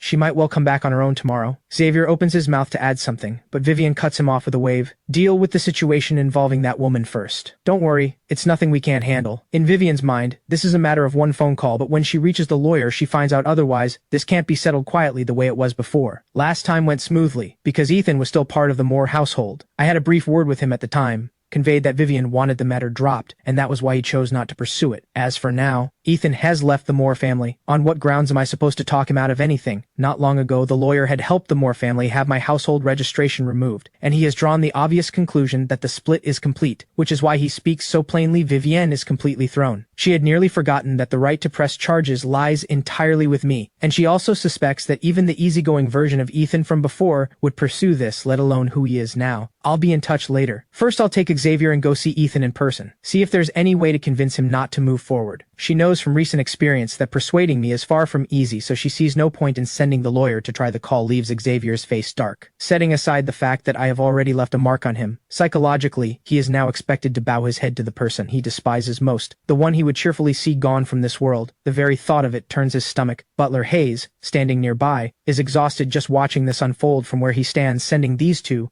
to persuade Ethan has almost no chance of success. Vivienne still operates on the unconscious assumption that Ethan is the same person who never hit back, never talked back, or that outsiders will simply defer to the Moore name. Butler Hayes knows that the Ethan of today will not accept any of it. A man who has been told he is dying has no reason left to swallow his grievances, so, rather than watching them waste their time, the smarter move would be to approach the accuser directly and convince her to stay quiet about who put her up to it. But that is not something Butler Hayes is about to volunteer across town. In a coffee shop, Claire is in her work uniform, taking careful notes the water ratios for the machines, every detail written down with precision. When she notices a table needs wiping, she is already on her feet before anyone asks the shop owner. Lu Jiayi thinks to herself that she has never seen a temp worker throw herself into a job like this. She has landed something rare. And right at that moment, the television mounted on the wall cuts to a news segment. Sienna Hart will be collaborating with Ethan Moore again on a new release. Claire, carrying a tray of drinks, gives a small involuntary jolt, and the tray tips, sending both drinks crashing to the floor. Glass shatters everywhere. Lu Jiayi startles badly. She is about to say something, but then she remembers the instruction. Sienna Hart had left her, and hurries over instead, first apologizing to the affected customer on Claire's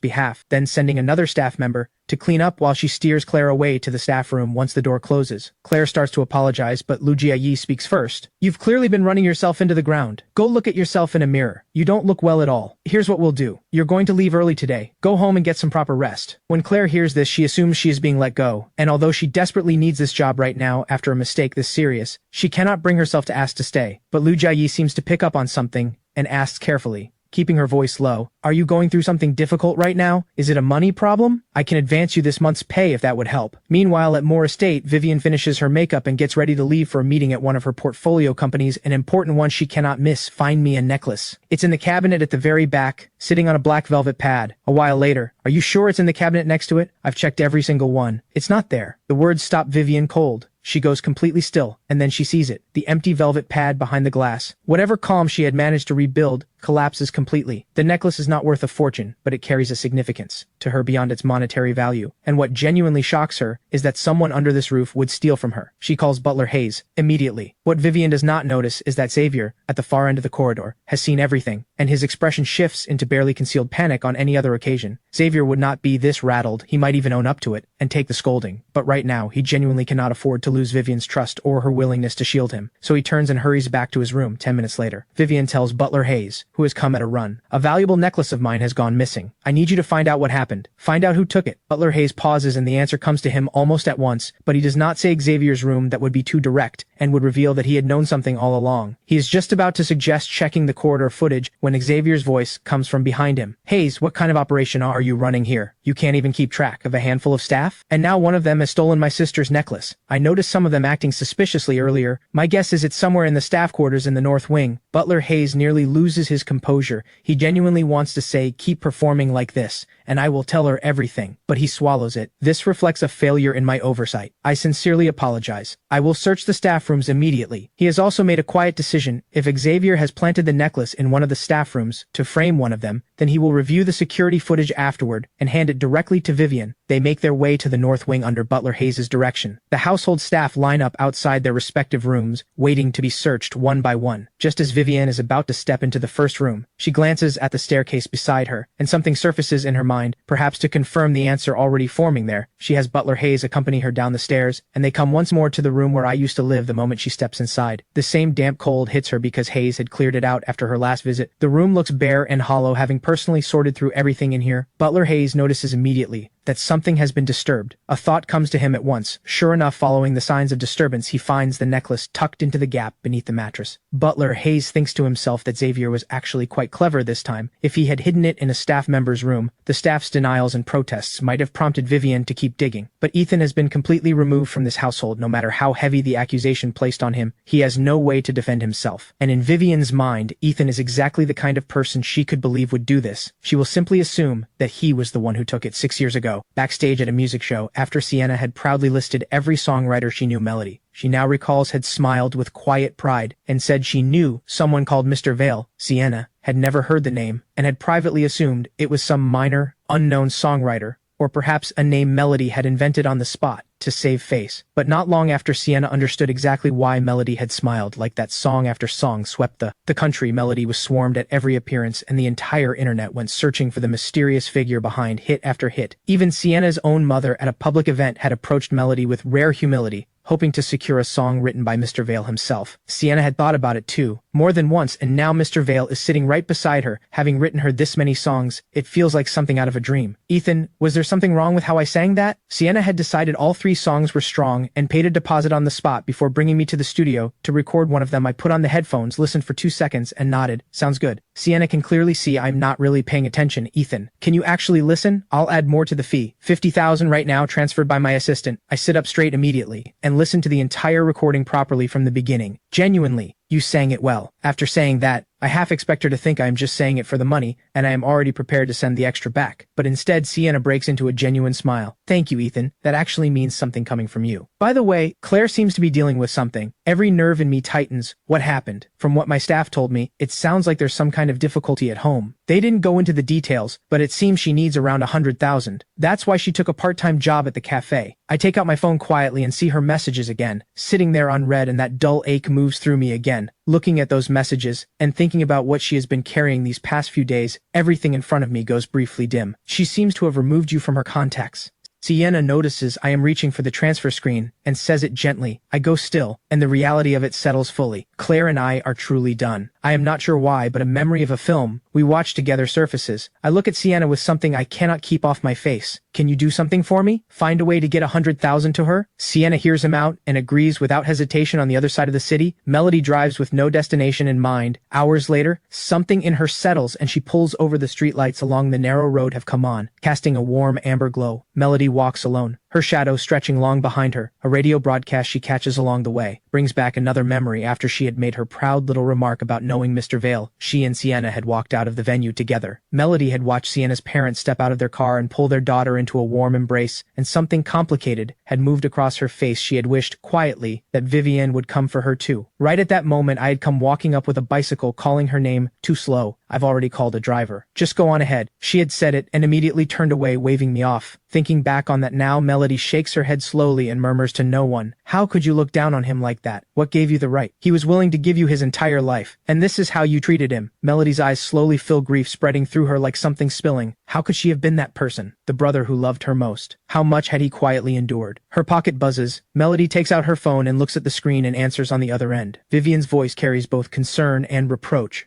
"Melody, why haven't you been answering? Do you have any idea how worried I've been? Come home. Stop making me worry like this." Melody's response is flat. "I'm not coming back." On the other end, Vivienne's voice sharpens. "This is all because of Ethan, isn't it? What has he done to you? Someone like him doesn't deserve your sympathy. I just found out he was stealing from this family. Who knows how many times he did things like this before?" Melody's voice comes back sharp and immediate. "That is absolutely not true. Ethan would never do something like that. Why do you always assume the worst of him? You assumed it was him before too, and look how that turned out. I bet it was Xavier again." On the other end, Vivienne hears Melody use that word about her own real brother, and the anger rises in her instantly. "Xavier is your real brother. Melody, I feel like I don't know you anymore. I am genuinely disappointed in you. Fine, I'll put the jewelry matter aside for now, but I have to deal with that woman's situation. If Ethan won't agree to drop it, there is no room for negotiation." Melody hears this and suddenly starts to cry. "Stop hurting him. You have no idea how much he suffered in this family, and now he is being torn apart by illness. He has 1 year left. How is he supposed to live it? I am begging you. He has suffered enough for one lifetime." Sometime later I finish everything with the 3 songs, and it is already evening. I step out of a cab, and as I reach the entrance to the building, I see Melody from a distance. Her lips are pressed together, head bowed, her white shirt stained with what looks like wine hair, loose and disheveled, her whole expression hollow. When she hears me approach, she looks up. "Ethan, are you all right?" She barely finishes the question before the ache rises inside her. How could he possibly be all right? Her voice softens and she manages a trembling smile, but her eyes are bright with tears. "I went back to the hospital and you were gone. I was worried, so I came here." But I do not even look up, and my pace does not slow. "Ethan, I really need to say something to you." Melody reaches out and grabs the hem of my sleeve. She had braced herself for coldness, but seeing me ignore her completely brings that ache back with full force. I turn slightly and see Melody holding onto my sleeve, and a memory surfaces without warning. When I was a child, in her room the time I had found those other children, there she had stood behind me just like this, eyes blurred with tears, small and frightened, clutching at my sleeve exactly like this, and I had stayed there to protect her quietly at her side until she became who she is today. The celebrated artist adored by so many, Melody feels me stop, and her heart speeds up. Whether as Ethan or as Mr. Vale, he had always been so gentle with her, always so attentive. Maybe she would hear him call her that again. But I pull away sharply. "Get away from me, Melody." The tears in her eyes gather fast and fall one after another onto her shirt. "Ethan, I know I was wrong. Vivienne came to see you, didn't she? I will make sure she helps you." I push away the hand. She reaches out again. "What is wrong with all of you? Every time I tell you to leave me alone, you show up again to make me sick. Do you need me to go back and be your servant again before you're satisfied? How shameless can you get?" Melody's head goes blank. She can barely keep herself upright in this moment. The last remaining hope inside her shatters. She knows now that nothing she does will ever bring them back to where they were. Melody breaks down sobbing, the sound escaping her without control. Ethan will never call her that again. "Mom, I'm home." I unlock the door and find Sunny hunched over the table, working through her homework at a slow, scattered pace. When Sunny sees me, she scoops up all her papers with a happy grin and then pulls a stack of documents out of the drawer. "Stop putting your stuff in my drawer, okay? There's no room for my things." I smile and ruffle her hair. "Sorry, I'll be more careful next time." "Is this what you were looking for?" I pull a small capsule toy from my pocket. Sunny had mentioned once that a classmate had one of those twist-open toys with a little figure inside, and I had heard the envy in her voice, so I had picked one up at the supermarket on my way past Sunny's eyes light up completely. But then a flicker of hesitation crosses her face, as if she thinks a toy like this is too much of a luxury, and the smile dims a little. I think of the day after the first piano composition sold, when I had taken Sunny out for a proper meal. I had picked a buffet that was considered fairly expensive per head, with every kind of food imaginable: seafood, grilled meats,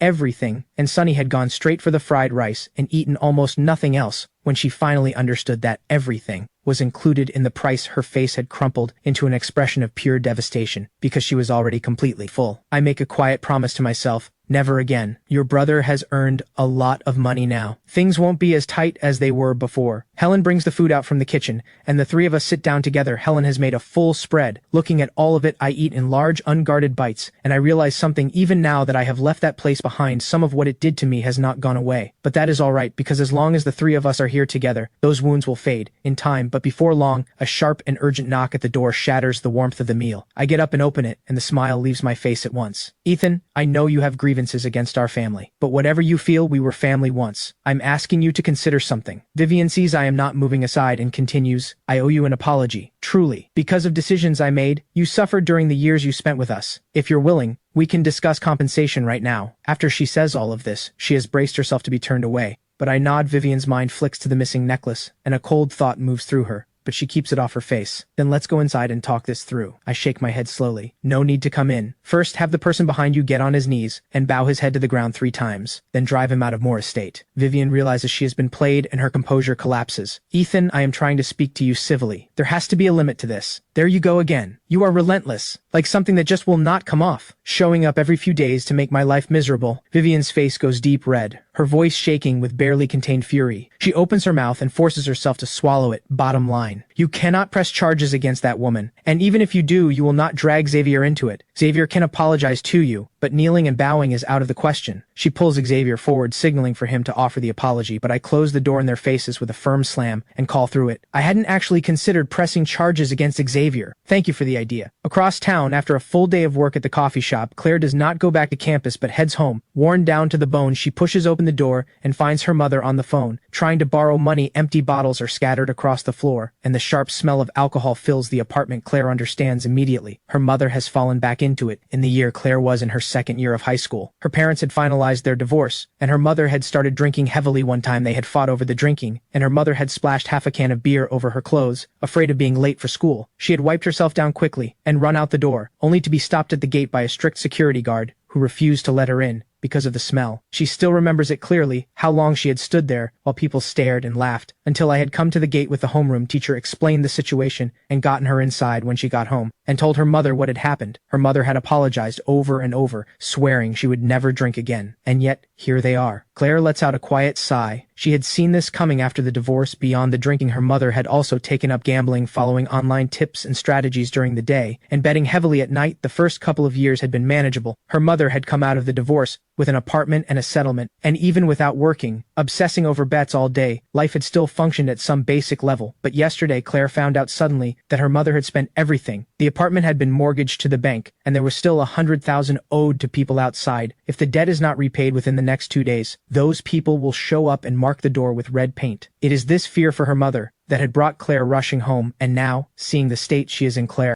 knows she was right to be worried. You're home. Have you eaten? Do you want me to make something? Her mother speaks with a warmth that takes Claire completely off guard, and she actually struggles to her feet, moving toward the kitchen. Claire stands there, frozen, wondering briefly if she has walked into the wrong apartment. It has been a long time since her mother offered to cook for her, and in her memory, her mother's temper after drinking has always been explosive. So why is she being gentle tonight? Her mother finishes 2 simple home-cooked dishes and makes Claire a large bowl of noodles. As Claire eats, she feels a warmth she has not felt in a long time. After losing Ethan and the sudden upheaval at home, Claire's world had felt completely dark, and this unexpected shift in her mother lets in the smallest thread of light. Mom, I've already found a part-time job. Don't worry about the money. We'll figure it out together. She does not finish. Her mother cuts in, the warmth gone. There's something I need to ask you to do. You remember Aunt Wang? You used to go to her place for dinner when you were little. Her eldest son graduated last year. He earns tens of thousands a month. She and I have talked it over carefully. We're going to arrange for you two to meet. She is already dialing as she says it. Claire's voice goes flat. I have a boyfriend. She says it directly, wanting to shut it down fast without leaving any room, but her mother presses on anyway. It's just a meeting. What's the harm? Something clicks for Claire. Did you take money for this? The moment she says it, she catches the hesitation on her mother's face. Give it back. What am I to you? Have you ever actually treated me like your daughter? The tears are right there, but her mother does not relent. Her own voice goes soft and pitiful. Every single relative turned me away. Not one of them would lend me anything. If I had any other option, I would not be asking this of you. How can you do this to your own mother? Can you really sit back and watch me have nowhere to turn? The suffocating feeling closes in again. And what about me? You back me into a corner, and that's fine with you. She She cannot stay in this room. For another moment, she goes to her room and locks the door behind her. Once it is done, she sinks down onto the edge of the bed, and a hollowness settles over her, as if no one in the world truly cares whether she exists. It feels like being handed a terminal diagnosis, not of the body, but of something deeper. In a way, the two are the same. Both strip away every reason to look forward to tomorrow, and then her phone rings. She has no desire to answer, but she glances at the screen. It is Liu Jiayi from the coffee shop. Is something wrong? Liu Jiayi's voice comes through bright and excited. You are my lucky star, Claire, I mean it. I just won the lottery. Claire blinks in her mind. Lottery tickets have always been a fool's game. But then Liu Jiayi says something else. You are genuinely a good person, Claire. I'll be honest, I did consider keeping it all. But we agreed. Half each. I keep my word. Claire goes completely still, and then it comes back to her. Liu Jiayi had actually mentioned something when she borrowed the money. Even though the money is from me, I absolutely cannot accept any winnings. But she had been cut off before finishing. Done. I've already sent it. I have to go. Claire stares at the transfer notification and goes completely still. 100,000. Back at my door, Vivienne is still making noise outside. Ethan, if you have even a shred of conscience, open this door. Do you have any idea what has happened to this family because of you? Melody has left the house over you, and now you want to press charges against your own brother? Vivienne shouts at the closed door standing inside. I nearly laugh at the absurdity of it. Real brother. The one who wants me dead, and not a single accusation she is throwing at me, makes any sense. I left the Moore family a long time ago, and she is still pinning things on me. If I do not set the record straight, I will not sleep tonight. I open the door again. Vivienne mistakes this for a change of heart. Ethan, there are plenty of empty rooms at the estate. You can move in with your mother and sister, and then together, we can bring Melody home. One family living in peace. When Vivienne was very young,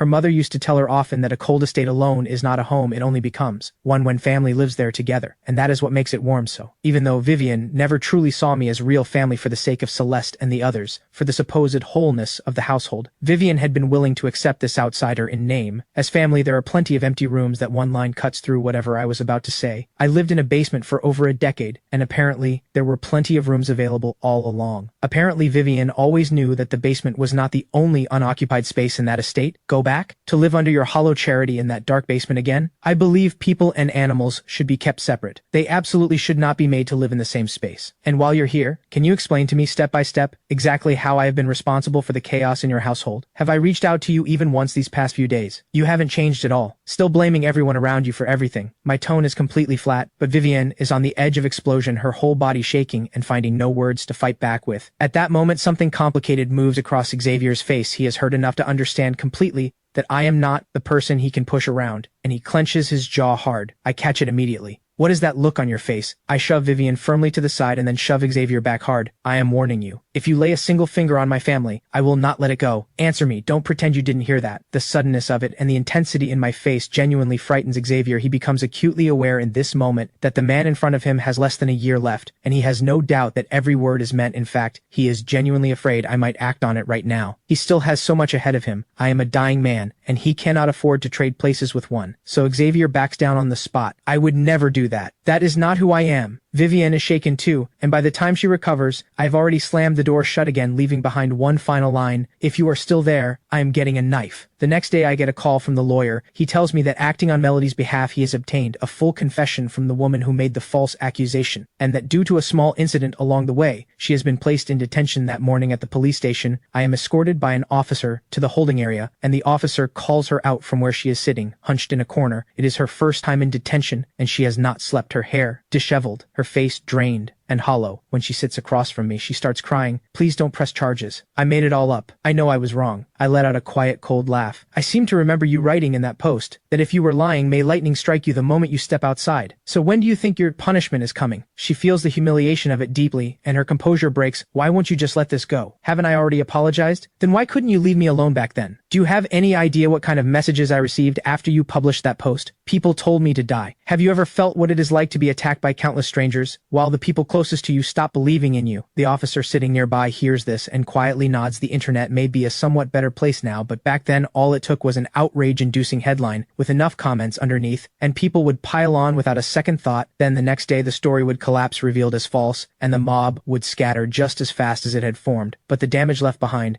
stays with the person who was targeted. For a long, long time, something in what I say reaches her, and she begins to sense that I did not come here to settle things quietly, and she breaks into loud sobs again. I genuinely know I was wrong. I don't want to go to prison. Please don't do this. When I say nothing, she escalates. I haven't even finished university yet. My life hasn't properly started. Why are you being so relentless? You're going to ruin my entire life. You got called some names online. Did it actually hurt you? Why are you being so cruel to me? I laugh, cold and flat. I'm not your father. Whether you go to prison has nothing to do with me. When you published that post on someone else's orders, did you stop to think that it might ruin someone's entire life? She goes still, and it is not until she is back behind that door facing the very real possibility of being charged and sentenced, and hearing those words again in her head, that she understands for the first time just how far over the line she went when she had done it. She had genuinely not considered that she might be destroying the life of someone who had done nothing to her. One question. The person who paid you to make the accusation against me, was his name Xavier Moore? My words pull her back to the present. She's quiet for a long moment, and then nods slowly. I have the answer I came for, and I walk out. The lawyer is waiting outside and raises a hand in greeting. Need anything from me? I want to press charges against Xavier Moore. Are you able to handle that? He nods without hesitation. A year ago, it was Vivienne Moore who brought me the original case. But I have worked far more closely with Melody over the years, given her profile, and the fact that I am paid to represent people's interests. That makes me think of what Melody had said to me last night. She had promised to help me, and this is what she meant. Then I'll leave it with you. I know his reputation, the most formidable lawyer in all of Riverdale. Having him build the case and file the charges gives the odds a significant boost, and the fact that he had already taken steps on my behalf, reaching out to the accuser before I even asked, tells me his intention to help is genuine. I'll get started right away. We already traced the account that sent money to the accuser, but that alone won't be sufficient. We'll need additional supporting evidence. He strides out of the station without another word. As I am about to follow, my phone buzzes. I take it out and see a message from an unknown number. Ethan, is this you? The 100,000. A sharp, piercing ache moves through me these past few days. I have been forcing myself not to think about it, not to revisit any of those memories, with Claire telling myself it is the only way to keep going, that someone in my position has no right to want that anymore. But just when I had started to believe I was managing, the moment I see this message from her, everything collapses back to nothing. I cannot forget her. I never could. It has to be you. You were there that day, weren't you? At the cafe. Why would you do this? The messages start coming faster. I'm so sorry about that day. I don't know what came over me. I don't understand why I pushed you. I really do love you. You have to believe me. I never wanted to hurt you. Where are you right now? Can we meet? I look at the messages on the screen, and the twisting ache comes back in full.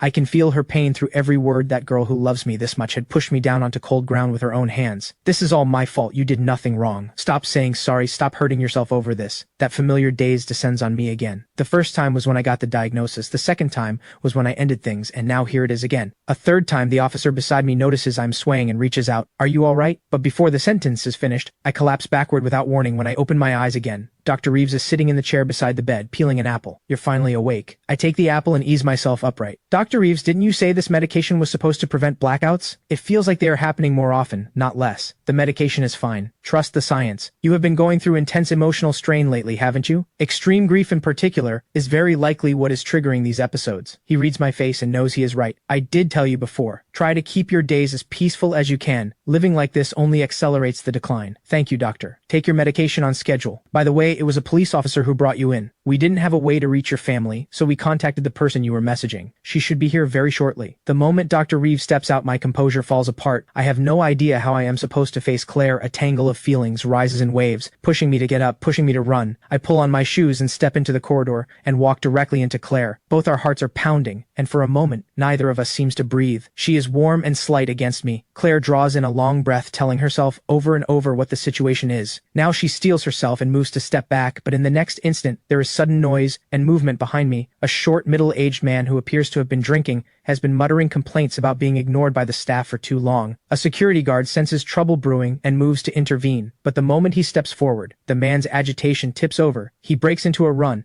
and charges directly toward my back with full force. I feel it and start to turn, but Claire has already wrapped herself around me and taken the blow. The security guard moves in at the same moment and subdues the man, quickly forcing him to the ground. My head is roaring and something moves through me that I cannot control. As I get up, I knock over a nearby medical cart, and when I see the scalpel on the floor, something in me reaches for it without thinking. I pick it up and close my hand around it and start walking toward the man being hauled away by security, and there is only one thought in my head. Then Claire's voice comes through. trembling, as nurses move her onto a gurney. Ethan, the silence that has swallowed me whole cracks open just slightly. I drop the scalpel and run to her. I'm here, but before she can say another word, the nurses are already moving, rushing her into the emergency room. The hours that follow are the longest of my life. A weight that will not lift presses down until I am shaking, and I cannot find my breath until the doctor comes out and says the bleeding has been controlled. She is out of danger, and for the first time in hours, I feel something like light. At that moment, in a room at Moore Estate, a television is broadcasting, "This afternoon, at the First Affiliated Hospital of Riverdale Medical University, a patient surnamed Wu, dissatisfied with wait times, attempted to jump the queue and was refused, subsequently lost control and attacked another individual with a blade, leaving one person injured. The case has multiple points under investigation. Police have launched an immediate inquiry." Xavier, sitting in the corner of the room, hears every word of the broadcast and cannot stop himself from shaking after my warning to him last night. His first response had been fear. But once he was back in his room, the fear had faded, and what replaced it was hatred. Hatred that I was still here at all, threatening the life he had fought so hard to take for himself. That hatred had sent his mind into an extreme state, and in that extreme state, Xavier had made the same kind of decision he had made 6 months ago. He had paid someone to put a knife in me, and now, with the possibility of exposure, his teeth are beginning to tremble, his face contorted with dread. Xavier runs through everything in his mind,